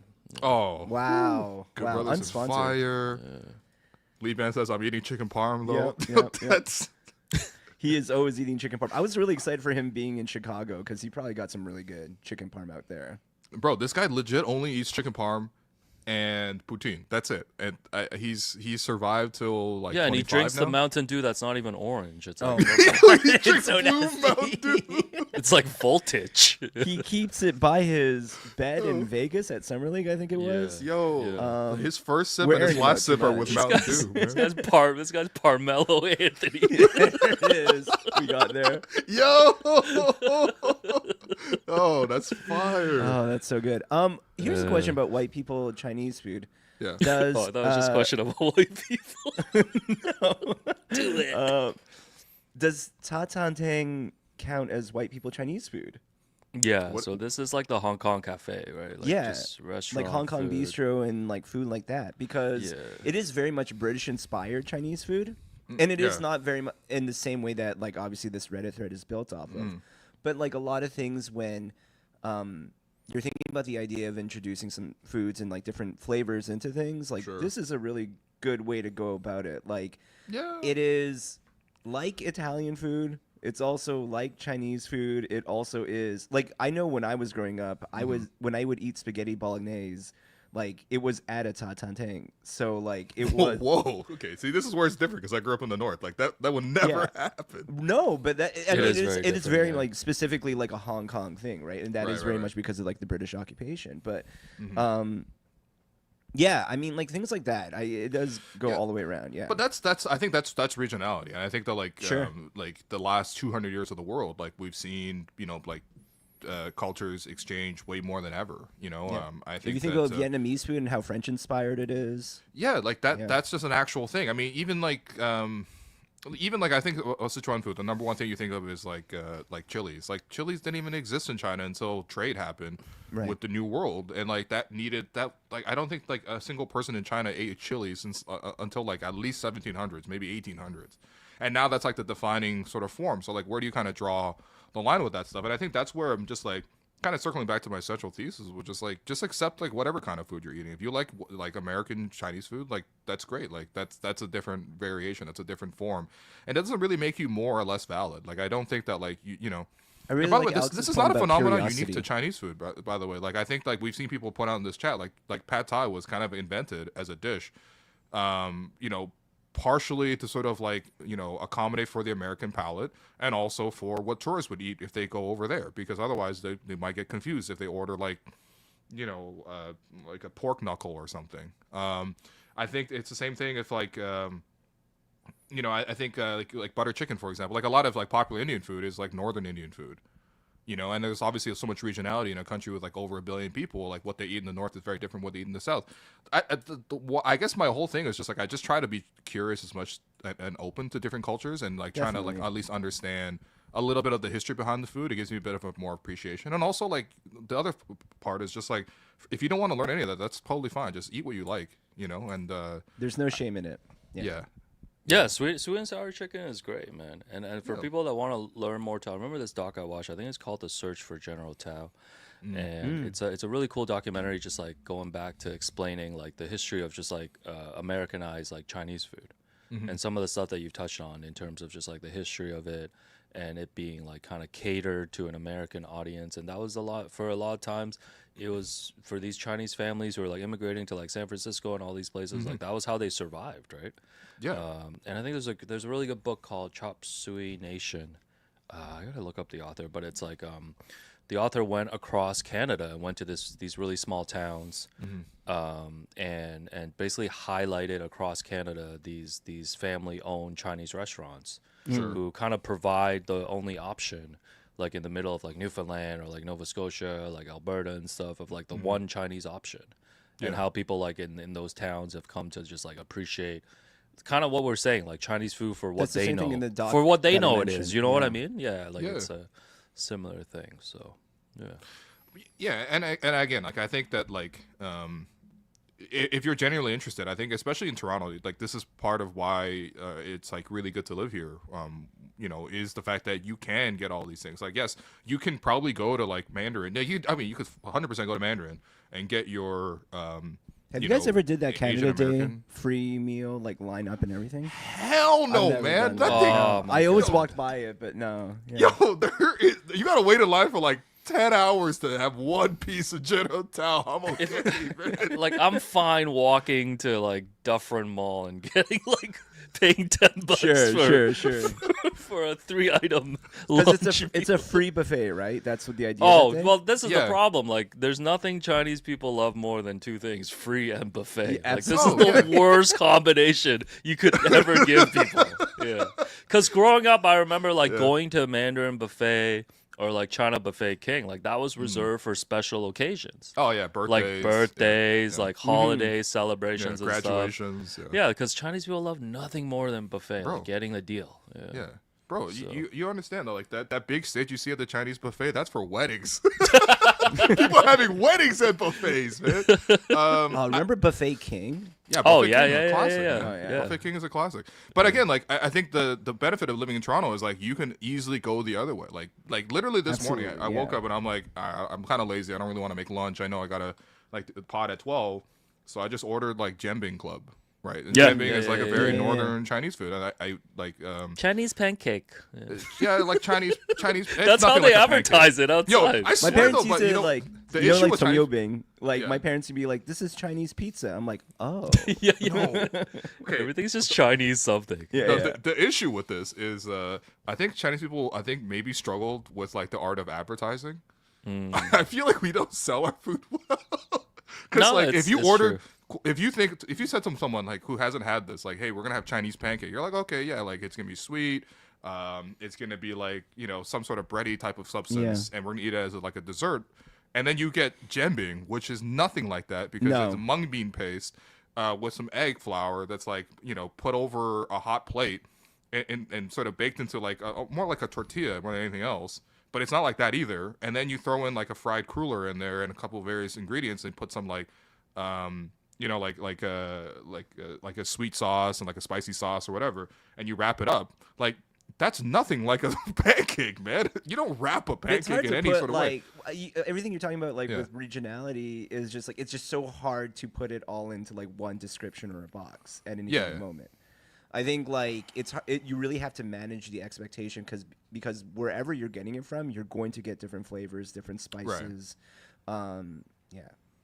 Yeah, I remember. You're making me you can think get- of the Jiangbing that we got in. I think when we were in Guangzhou, man. It was Yeah, like, yeah, yeah. There's a bunch of street vendors like right near the hotel, and that was some of the best that I had. I see people mentioning some other buffets in the chat. Frankie's Tomatoes. Yeah, that was my mom's favorite. Do you remember also Vinny's Zucchini? Yeah, Vinny Zucchini. Yeah. No, you guys are making up characters at this point. No, Vinny Zucchini got whacked in season 3 of Sopranos. man. A guy named Vinny Zucchini would look like Nick Wright right now. Oh, for sure. Not Vito Spatafore.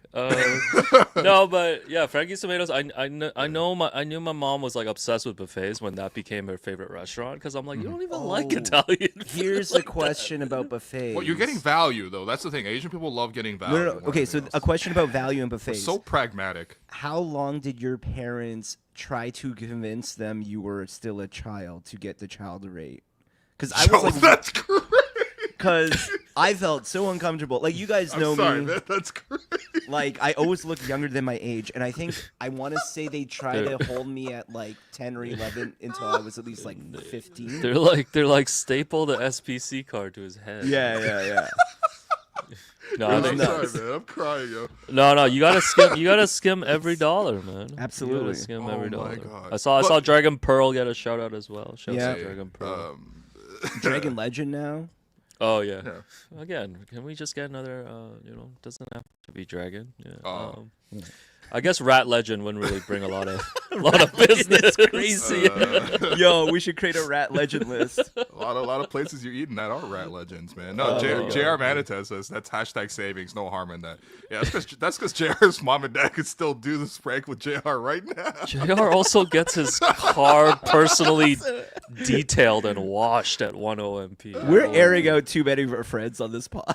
Yeah. Anyway, my whole point was you can actually get any sort of region of Chinese cuisine in Toronto now. Like if you want like Uyghur cuisine, there's great spots for that in Markham. If you want like Shanghainese, like if you want like like the Shanghainese little baos, like Xiaolong baos, like you can get that very easily in Toronto. If you want Peking duck, you can get that in Toronto. If you want, bro, there's like cuisines that I don't even really know about. Like there's the one where it's like a lamb broth and then they just like rip pieces of like bread into it. I was like, that was fire. Like that was actually so good. But if you want like hand pulled noodles, you can get that in Toronto. You can like if you want like a Hong Kong style like cafe. There's literally Hong Kong Cafe Bistro. We go there all the time to the point where every time we walk in, I'm prepared to give a whole dissertation of who I like at the 9th pick because Chris is like, I've been scouting and I've been waiting for you to walk. When do we through get this him on door." the show? He doesn't even have to go on camera. We just got to get his voice. Like, just record while we're down there. Yo, I ran into him in the wild yesterday. It was crazy. What? He's got his hair out. He's like wearing a jean jacket on Queen Street. And he's of like, course, yo, you like Dairy Queen? No, I'm like, Not an accent. he's like, yo, Dairy Queen or Kanji Queen, man. No, he was like, Yo, that's fire. no, I'm like, crazy. I'm like, where are you going? He's like, work, man. He's like, streetcar broke down. I'm just walking, man. That's actually pretty good, Chris. Oh, man, That's actually so good. Shouts to Chris. I'll probably see him in an hour now that we talked about this. Oh, man. Wait, you're getting bistro later? No, I'm gonna Yo, get what are you gonna takeout, order? man. A fucking sandwich shoot, again, man? You ordered that chicken chill, club or dog. whatever? Yo, what happened to being curious, man? I wasn't curious about no Shout out- turkey club. I do like the time that you were curious about the lobster salad, and even Chris was like, "Are you sure about that?" Yeah, you know it's bad when you go to a restaurant and the guy taking your order is like, yo, don't get Yo. that. Yeah. By the way, I do like this idea actually in Chinese restaurants. I think that like there's certain restaurant like House of Gourmet is a classic for this. You go there, that thing they hand you a book, man. There is like 2,000 dishes in there, and I'm like, Oh yeah. Oh, the book and the photos along with it. Well, Super I think we figured out It's too last hard. time. Last It's time I too think hard we to went, order that. I want to say we went with like maybe like 9-10 people, like a pretty Yeah, big yeah. group. Yeah, And I think yeah. a smart strategy when you're out in a big group at a Chinese restaurant, and we did this last time, is everybody orders one item. right, It's right. great. You know what I mean? The other problem Yeah. though, it's like drafting. Like when you coming in with the Oh, ninth yeah, sure. pick. Oh, want yeah, yeah, Dairy yeah, asshole Queen. out here. You know what It's I mean? like, y'all got zucchini? Yo, they're trading picks. Yeah, Because but what I I do is like very classic when you're ordering together. The last thing that like come in the ordering is always you'll get to a point and they're like, "Oh, guys, we should get some vegetables." Yeah. You almost have to draft A by vegetable like or a noodle. category. Yeah. Or Yeah. we have some like obviously like friends in the industry, and it's always good to lean on yeah. them to just order. because they know how to Just order get for the one table person to and do the stuff. order for the table. The number one thing to do is go out to a restaurant with a chef. Yes, yeah. Because number one, you get incredible service. You Yeah. get bonus dishes because chefs love impressing chefs. Like it's like such a big thing. And then like they also know what to order. And Yeah. You just end up with amazing experiences. Shouts to Colin and Shouts to Craig. Colin, shouts to Craig. Yeah. Shouts to Ivy. Yeah. So. All All right. right, I'm I'm a gonna little pull more hungry now. stuff. I'm gonna pull more stuff from Reddit. Might have to man. eat the second jambing on my BOGO. That's crazy, man. I mean, while we're on this note of it, do you guys want to talk about more Asian food and our experience yesterday? Hell yeah. Yeah, man. We had a beautiful time yesterday at Scotiabank Arena. There's an Asian Heritage Month market event that we were invited to. Yay. And yeah, guys, what'd you think, man? Great food, great vendors, great people. Yeah, there. the proceeds from it. So it was a staff event, but we got invited because we Jerome, know people you're basically staff, man. Come on, bro. one of the first things that happened when I went in there, people were like, "You're back," and I was like, "Not back to MLSE." Nobody's more popular than Jerome in that building. I'll tell you.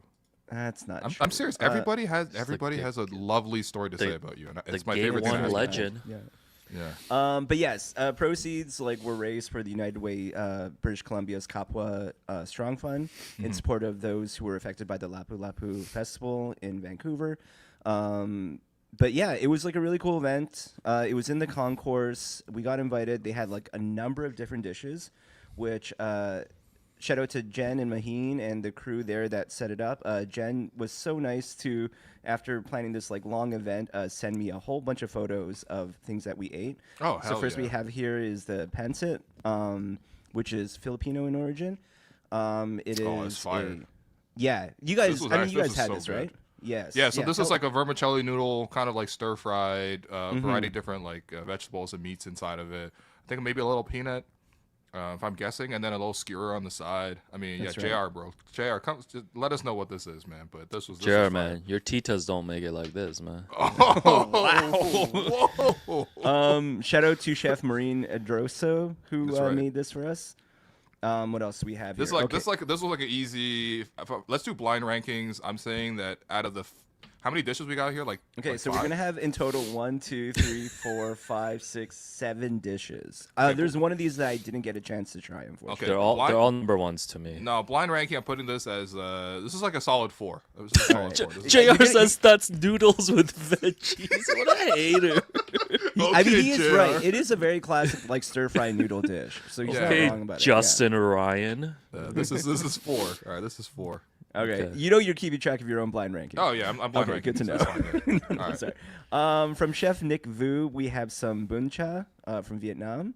Oh, I did not even get a chance to get this. You didn't get it? looked Oh, great, it was really good. wow. Yeah. So it's like a rice noodle, I believe, and we had some like I believe it was like pork and chicken on top in a fish sauce. I think a lot of people would be used to this if they're common to eating like at Vietnamese restaurants, but it was really delicious. Alex, did you get a chance to try this? I think I did, yeah. We the Vu, baby. With the food. Oh Perfect. man. Well, I didn't get to try this. So unfortunately, I got to put this at 7. So. Okay. But this they're does all, look but great. they're all technically number one, yeah. There you go. Okay. Who came up with the idea of ranking these 7? Will just now. Man, literally just now. God damn it. Will man. just wants to make everything into a segment. It looks great. man. That I little love fish it. sauce, the little fish sauce broth that's in. It looks great, but I didn't have it.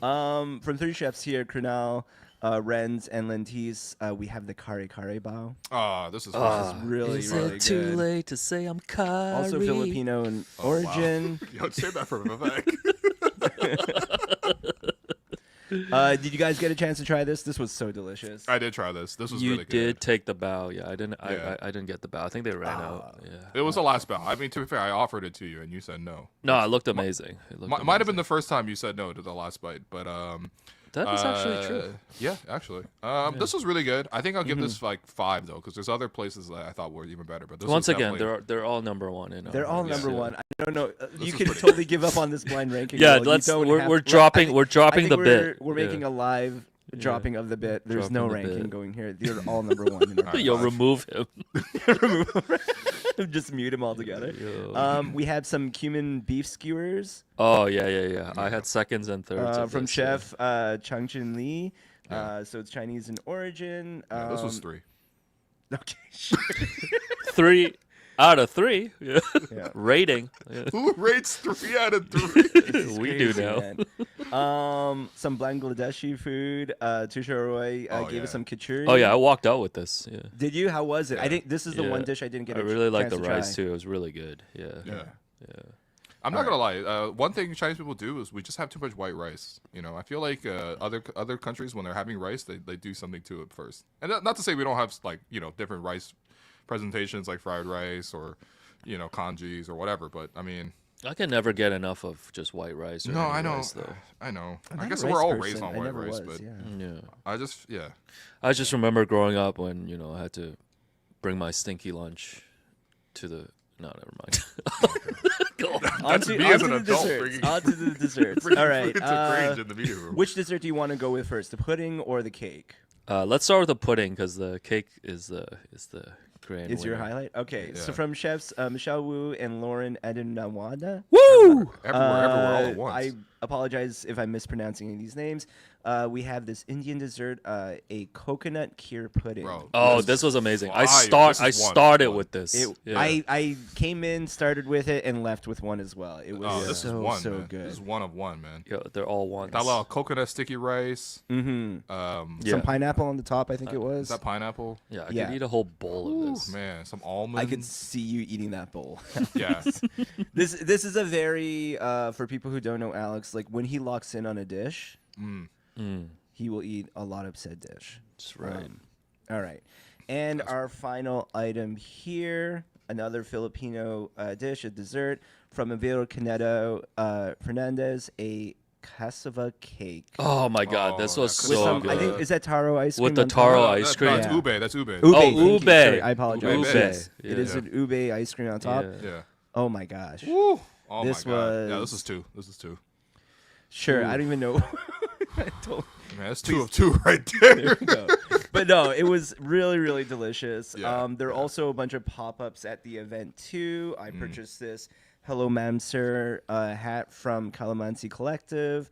I don't actually. Someone's asking, "Wow, where can I go try that?" That's a really good question. We should figure out more information on where we can find these people because these are obviously all chefs that prepared them for us. So we'll try to find that information and share that. But no, it was such a cool event. I think we all had a really good time. It was really nice of MLSC to invite us. As Will said, it was also a really nice reunion, as always, for me to see old colleagues and hang out. Some who still thought I worked there, which is still funny to me. But yeah, it was a really good time. How did you guys feel about all the food and everything? No, food was amazing. JR or anybody else in the chat, let me know where I can get that cake, just like in general, because I've never had that before. Cassava cake with the ube ice cream on top, a yeah. la mode. Oh! A la mode. Yeah, no, it's a great event. Never thought I would say this about MLSC, but thank you, Jennifer.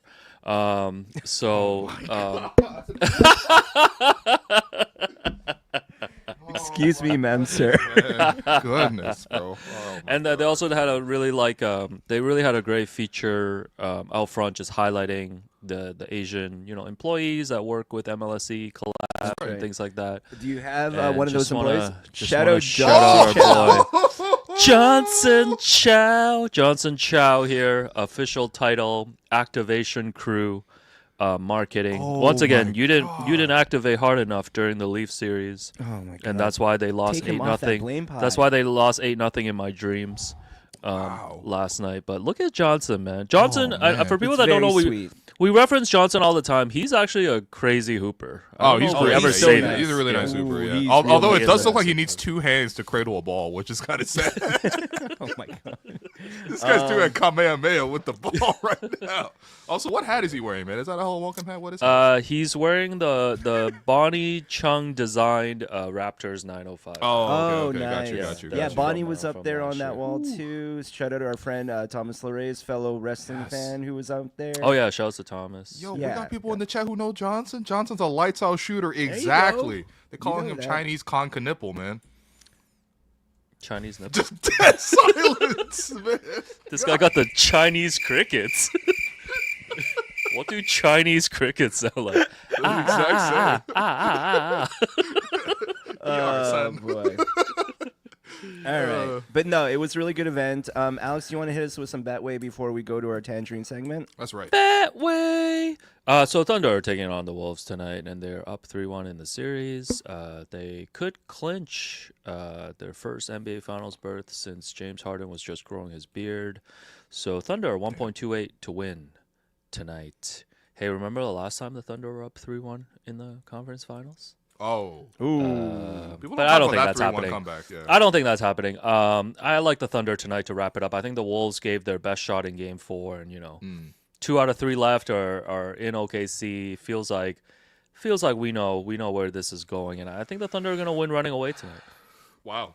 I mean, OKC does have the majority of their wins are blowouts. Like that's why they had this like historic plus minus on the season. But like, I really want to see what Ant does, man. This for me is one of it's a young Ant legacy game. What's an ant noise we can make? They're just walking. Yeah, that's actually a lot better, man. Like, do not do ASMR, man. If anyone asks you to do ASMR, don't do it. No, but if you meow for cat, we got to do something for ant, man. It's not fair. Yeah. I think you only really have meow down. What have you ever heard ants make a noise, man? What are you talking about? You can't even hear an ant. You just sound nervous. You can't even hear ants. Oh, man, I need a mouth guard for sleeping. All right, ant legacy game. Okay. Yeah, because like goodness, Kendrick Perkins. No, it can't be like a 15-point game where he makes a lot of extra passes. You know what I mean? I can't be counting in the hockey assists with Anthony Edwards. Like I would love to see him like take over, score like 40, and take it back to Minnesota. Because I think for me personally, like I just want to see this series extended. I do agree with you. I will definitely back OKC to win this game. But I want Ant to prove me wrong, man. I want Ant to drop like a 50 ball or something. Isn't there a version, though, that he could drop a 50 ball and how he does it will still be in a loss? Yeah, it's possible. I would rather him go down swinging than going down making extra passes. Yo, that's not what Ant sounds like. Man. You better hope the Wolves get eliminated because that's all you're hearing on the next pod. Oh, Alex, you sound like you need a new transmission. No, for real though. What is that, man? All right, Thunder 1.28. Make sure you hit the QR code below for all your Betway, for all your basketball betting needs on Betway. Yeah. Awesome. And that brings us to the Tangerine fan inbox. Tangerine is the official bank of the Toronto Raptors, foundational partner of WNBA Canada and NBA Canada. And of course, they're not just fans of basketball, they're fans of basketball. They're fans of fans who are dreaming an even worse Game 7 result for the Toronto Maple Leafs. If you're hearing this, there's no doubting your commitment. Fans like you are at the heart of what makes this game great. So while we prep our fits for a conversation with Bobby Webster at Holt Renfrew, Tangerine is turning the spotlight from the court to the stands and celebrating the way Raptors fans support their team because this is how we fan. To learn more, visit tangerine.ca/basketball. A couple of comments. Kicking off with that mention. Leafs losing 8-0 in a Game 7 isn't too far off from reality. Maybe a prophecy for next year. Thank you, Wongstradamus. Oh, man. 136 shots is insane, man. Come on, man. Were they placing the Indiana Pacers? By the way, have you seen? Because I guess I have been following more Leafs recently after this. Oh, you're follow still the team after they get back. No, because I guess because all the Keith Pelly stuff, MLSC that's a stuff that like no, because like Twitter will just like it's like, oh, you're a Leafs fan now. I'm gonna start pushing you Leafs news, and like I'm already starting to hear takes that they're gonna run it back, and I'm like, guys. We can't even The whole theory is because like the whole theory is because like Florida is like crushing Carolina in the next round. So that means we're gonna run it back. Listen, man, these fans have been in pain since '67, man. So all right, well, on to the next one here. Why was Pascal too old to pair with Scotty Barnes, age 24, but 1 game away from the finals with Tyrese Halliburton? Age 25. Guys, when are you guys going to get the hint, man? Raps just didn't rate Pascal like that. That's it. It wasn't about Scotty. It wasn't about his contract. They just didn't rate Pascal like that. Do with that what you will, but that's the final answer. Okay, no, that's good. That's great. I mean, there actually is nothing more to it. I'm just telling There's you. nothing more to it. Yeah. Okay, up next, for Alex from Alex, is the special announcement Serge Ibaka related? It was not. It was the Bobby Webster interview, but some Serge cooking. Well, maybe? I should have a text. If you guys are free tomorrow, I believe trying to make it happen. Oh, word? Oh, word. Yeah, Wait, so- tomorrow? Yeah, clear your calendars. Oh, I my do God. have to actually clear my calendar then. Yeah. I guess we will have to for Surge. Yes, we will. Okay. Well, but so he's we'll in see. Europe, so it'll be likely in the morning rather than Yeah. late. So. We'll see. I've gotten pump faked a few times. So. Okay, the first pump fake. Sir, the first pump fake is hit. Hello and welcome podcast. Let's go. There you go. Here's the question. I'm not sure who started this, but is Ben Stiller still a celeb though? Why is Guys, he? what? What are you talking Come about? on, Severance. What are we talking about, man? Yeah. I mean, Stiller just has a. He's Also, just he has like a legend. He's Billy just legendary. Crystal-esque, like, has been a Knicks fan, tweeting about the Knicks. Like, he's very devoted. What is Stiller's like most well-known movie? Meet the Parents? Oh yeah, Meet Yeah, the that's up Fockers. there. Meet the Fockers? Yo, even my There's parents something don't about meet the Mary. Fockers, man. Yo, I might need to run those back for Letterbox. Yeah. All right, I gotta there you Yo, watch Meet those. the Parents and Meet the Fockers probably. Well, actually, Meet the Fockers pretty funny too, man. Barbara Streisand's in that. Robert De Niro. Ben Stiller, whoever the wife was, I actually don't remember anymore, or whoever the kids were. No, Ben Stiller, come on, man. No, Ben Stiller definitely. I think Stiller. What else- He's what a else has he's a Stiller got, man? proper. He's an Knicks A-lister, fan. man. Because Yeah. like, I guess he's Shows like. like Jerry Stiller too, man. R.I.P. Yep. Let's see what Ben Stiller's also done, because I feel like I'm not actually that familiar with the rest of his work, quite frankly. Well, The Night at the Museum, Yep. Zoolander, of course. Oh yeah, gosh. Big Zoo. Yeah. Oh man, we talking zoos? Dodgeball. Oh yeah, Dodgeball. There's something about Mary's in here. Yeah. Oh Wow, yeah, he really had a type, huh? There was really He's a type. He's an By the way, A-lister. Why don't they make this type of movie anymore? You know what I mean? Like the Mystery Men, the I zany remember that rom movie. coms. Oh my God, Mystery Men. Yeah. The that's a good cable one. guy, isn't he that? He's also like in Happy Gilmore for a short moment. He has Right. like he used to have like a lot of cameos back in the day. Yeah. Ennis about to send us Ben Stiller's IMDb now. I'm on it right now. It's what's interesting too is just like there's like these actors who like I guess Adam Sandler was another one where they're like primarily known for their comedy work. They've been in a lot of rom-coms or just straight up comedies, and then they try to turn serious. Because I feel like he's The also Life tried of to do- Walter Mitty. Exactly, that's That what I'm was- thinking about. Yeah. Still, Not a bad movie. Sandler had like what Punch Drunk Love. Yeah. And then Uncut Gems is its own thing. Uncut Gems. Yeah. You know, he's not necessarily even funny in Hustle. Yeah. Actually, Oh yeah. my God, Hustle. That's Yeah. when Hustle. he's dating Yeah. Queen Latifah. Yeah. That's Oh right. yeah, shouts to him dating Queen Latifah, man. She's like, baby, why you keep going to Spain to scout Juancho Hernan Gomez? Come home to me, baby. Yo, that being a Stop Raptors going to movie is crazy. I Dog. was crying. Yo, because like Jose Calder was in that, like Kyle Lowry was in that. Like, Kyle Lowry's the worst actor. Yeah. He's terrible. You know it's bad when you're Kyle Lowry playing yourself and you suck. Kyle Lowry was Will like, actually needs "You Anthony rookie." Edwards to be Hustle's Anthony Edwards in in the next game. He should be like, where you... he's like, where you from? Canada? Sounds whack. You know what I mean? Who let Like, the dogs out? yo, I was gonna say, what is that, man? Okay. Moving on from there. Here's a couple of just like general food takes from our friend Liban Osman. Harvey's Okay. poutine hits different. If you know, you know. I've actually had Harvey's poutine. You and also can't slap a if you know on a fast food poutine. Like, get out of here. I think I you can. have. You just kind of did it with Harvey's in the No, when you brought it no, up. I reject this. Liban, the number one thing I want to do with Liban is go to like Quebec, anywhere in Quebec, probably most likely Montreal. Let's say we're in Montreal, you know, we're watching like some of the prospects out there. We're watching the Montreal Alliance play in the CEBL.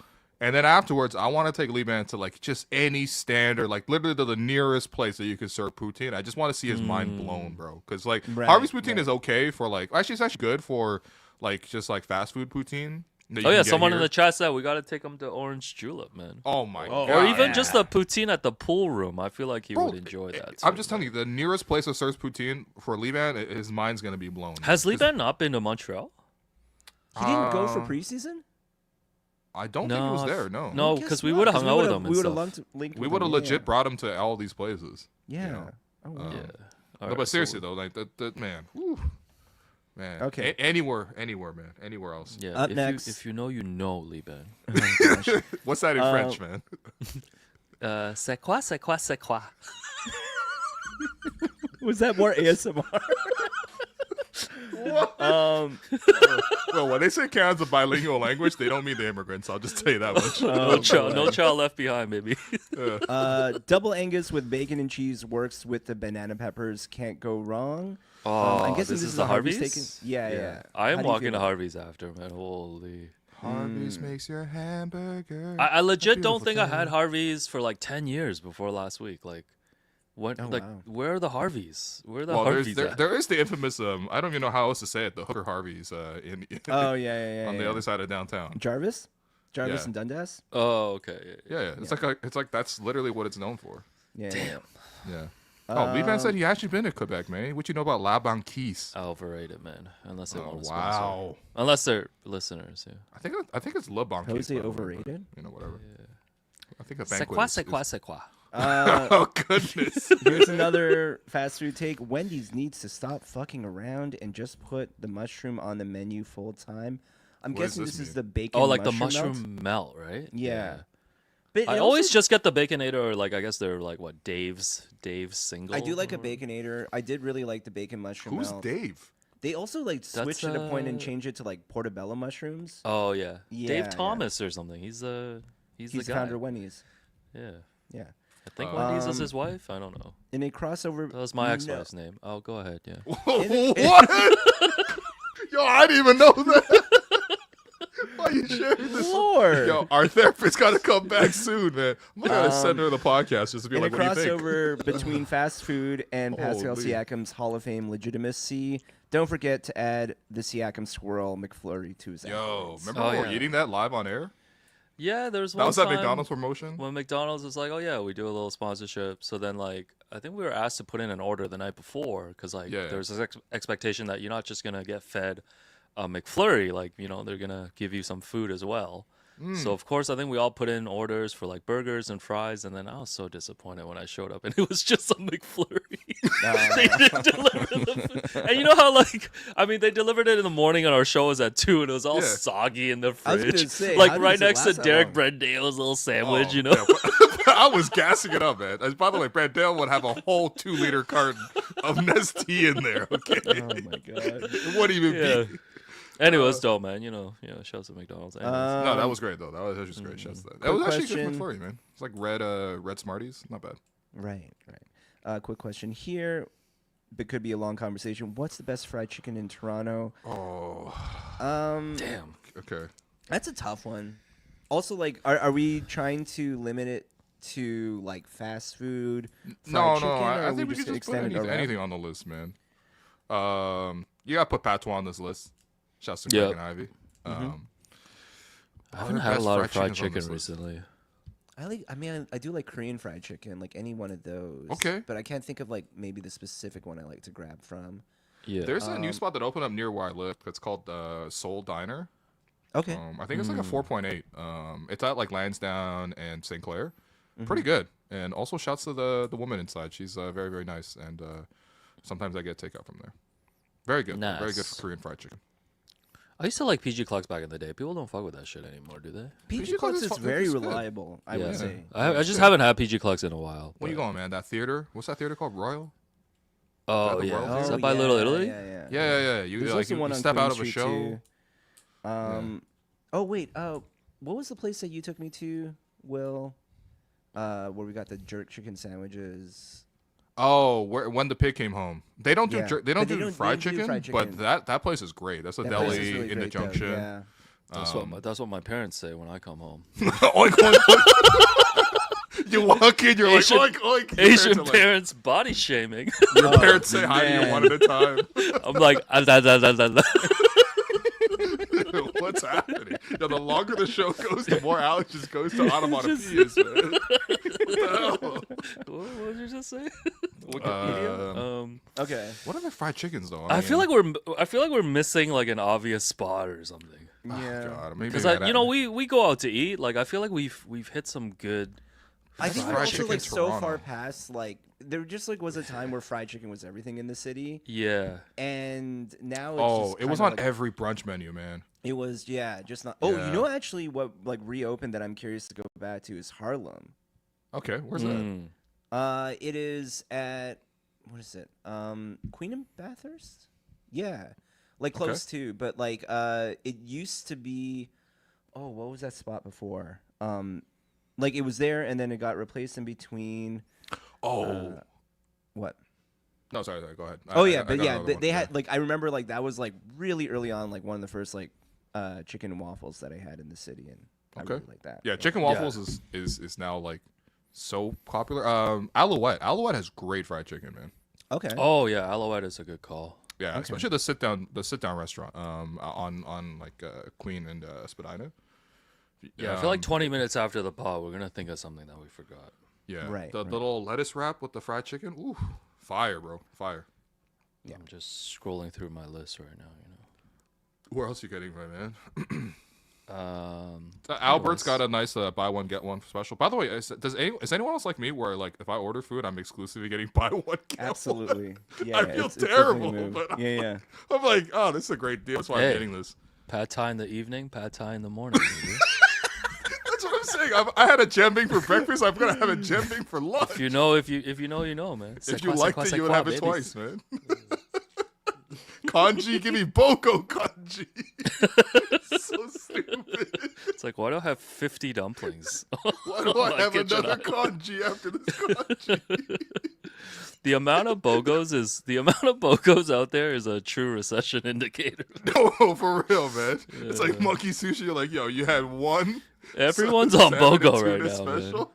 No, you gotta have it again. No, the thing is, like, if you're ordering if you're like a one-person household, bogos really like feel silly.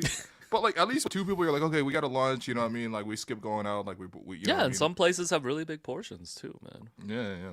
Yeah, I'm telling you, man. Oh man.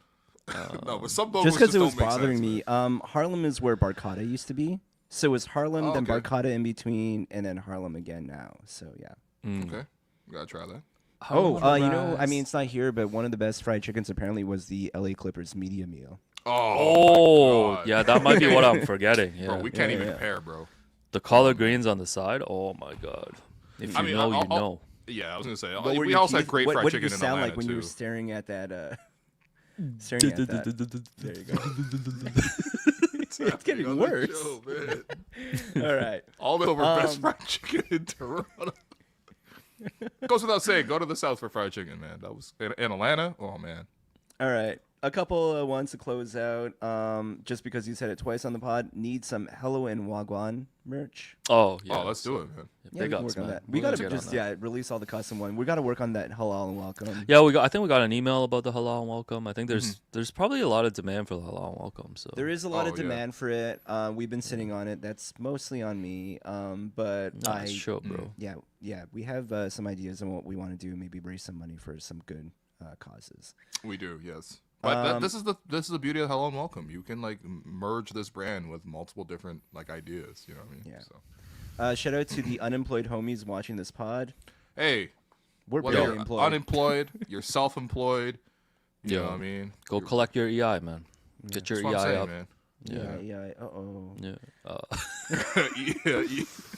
No, but seriously, shouts out to you guys. Are you guys ever gonna finish the championship React Pod series? Alex said this to me recently, yesterday, while walking home. Well, Jerome said this to me, so I passed it on to you. Oh, okay, yeah. We're gonna do one next week live. Yeah.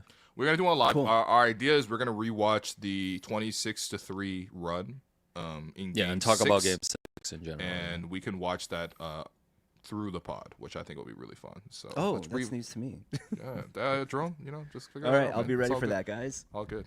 Yeah. In fairness, like I think a lot of we were trying to arrange some interviews, and I think we derailed ourselves by doing that. So we're gonna get back on track. Fair Yes, enough. sirs.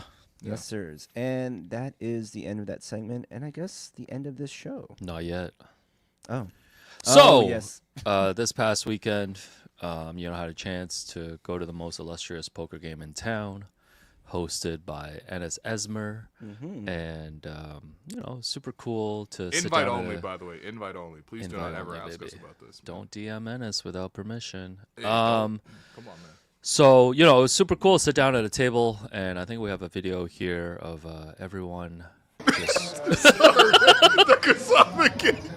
just everyone at the table wearing hello and welcome hats. Oh wow! Amy in the back as well. Amy not even playing and wearing. Kirk with a little wink at the end. Oh man! This is Legends might be our only. best ad. Yeah, this was best ad. I forgot to put a link when I posted the story. Yeah. Yeah, so my bad, guys. People are able to buy it. We still have some in stock. No, Hats are actually, available. Alex has bought up all the stock. Actually, Yeah, yeah. to hand out for free. Go to nationgear.ca. Get yourself some hello and welcome merch. But it was super cool to just capture some of Toronto's finest. Ennis the acting god. James Harnett. Got the Evil Men pod co-host, the podcast god. Robin Hatch. Super, brilliant, genius musician. But not even gassing. She's actually no. great. The music god. We got Tom Henry new comedy special just dropped on Spotify, so make sure you look up Tom Henry on there, the comedy god. And Kirk, of course, hosts trivia at is it Skyline Diner? Oh, Skyline, yeah. Skyline on Tuesdays, and then Left Field Brewery in Liberty Village on Wednesday, the trivia god. Yeah, trivia is, I see a lot of people going to trivia now. It's been popping on my IG stories.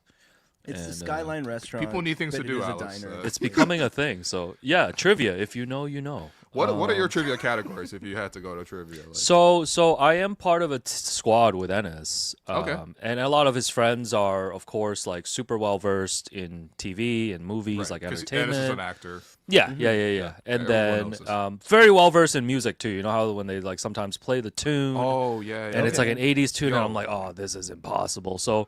Like all along the Watchtower. Yeah.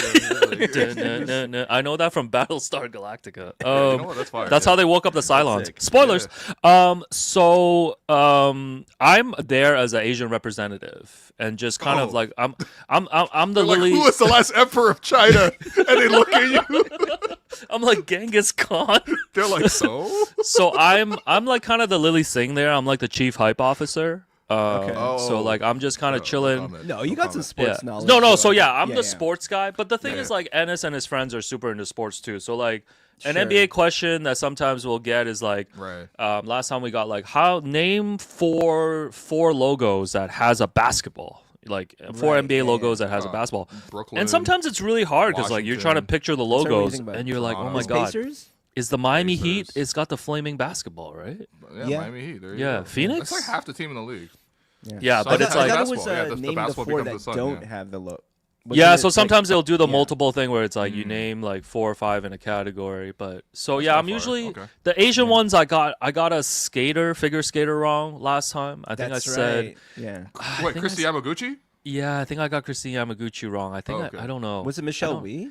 Yeah, I think I basically got the wrong one. wait. Yeah. Oh wow. Just couldn't be Apollo Anton. Oh no. Yeah. Oh no. That's what I said. That's fire. What a pull, man. Oh no.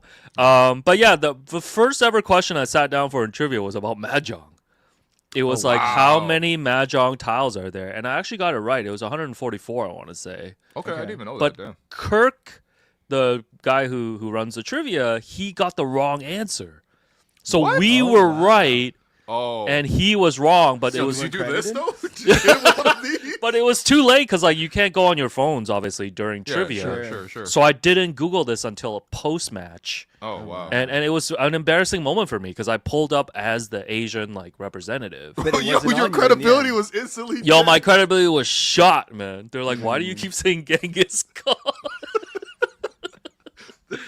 Yeah, but it's like I feel like you guys would be pretty good at trivia. Like Jerome, I feel like you're pretty well versed with like pop culture, even some of the music stuff. I think you've got a way wider range. And like Will, you're good with like geography and like history and stuff because there's a lot of like random geography history questions that are just like impossible, man. Yeah, like name the 14 countries that share borders with China.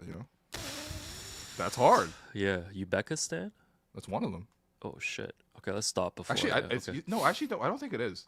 Oh, okay. Cool. There's like at least 3 stands, like Pakistan.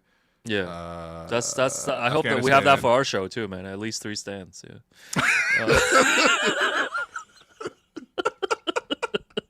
Kyrgyzstan. Yeah. Those are all Mongolia. my stands. Shows all my stands. North Korea. Man. Yeah. India, Nepal. Anyways, so I am Russia, also attending, as I mentioned, the Canadian Screen Awards. Oh, right. CSAs on Friday.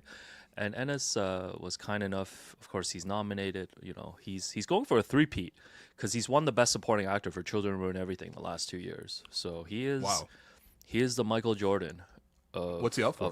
Of Andrew Fung's at the CSAs. So we have. That's not right. So bro.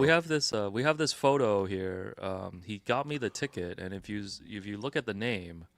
I guess he had an autocorrect typo. The ticket is for Alex Woom. Yo, let me crop this for you. He was messaging me. He was messaging me on Monday. He's like, "Yo, I sent you the ticket. Did you get it? Did you get it?" I'm like, "No." And then he's like, and then I ran a search. He's like, "Oh, I think there was a typo." He shows me this. So I had to run a search on Alex Woom.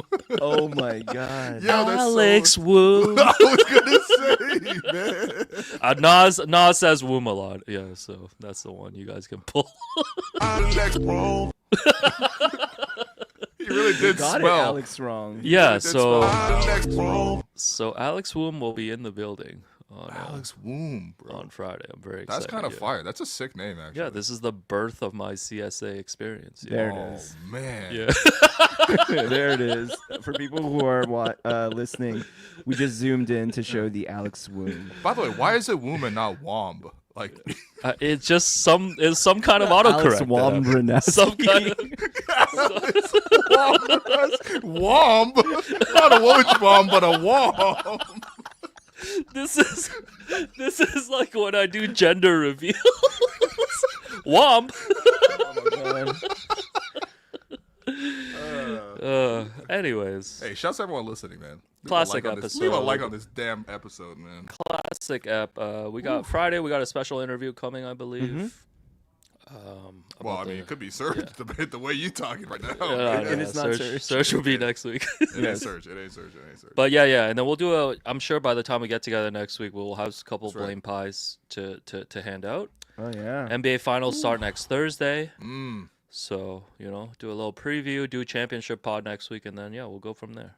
Yeah. I guys, hit the link too in the chat below if you want to attend to book your reservation for Bobby Webster's live conversation with Hello and Welcome at Holt Renfrew. That's going to happen in over 2 weeks, June 14th. So make sure you clear your books for that. Bobby's a real chill, man. Bobby's going to be real chill. I think we really want to showcase a bit more of his personality in addition to, everything about what's happening with the raps, man. I feel like people are just going to come up and be like, why could you get more for Pascal? Literally the last comment in the chat right now.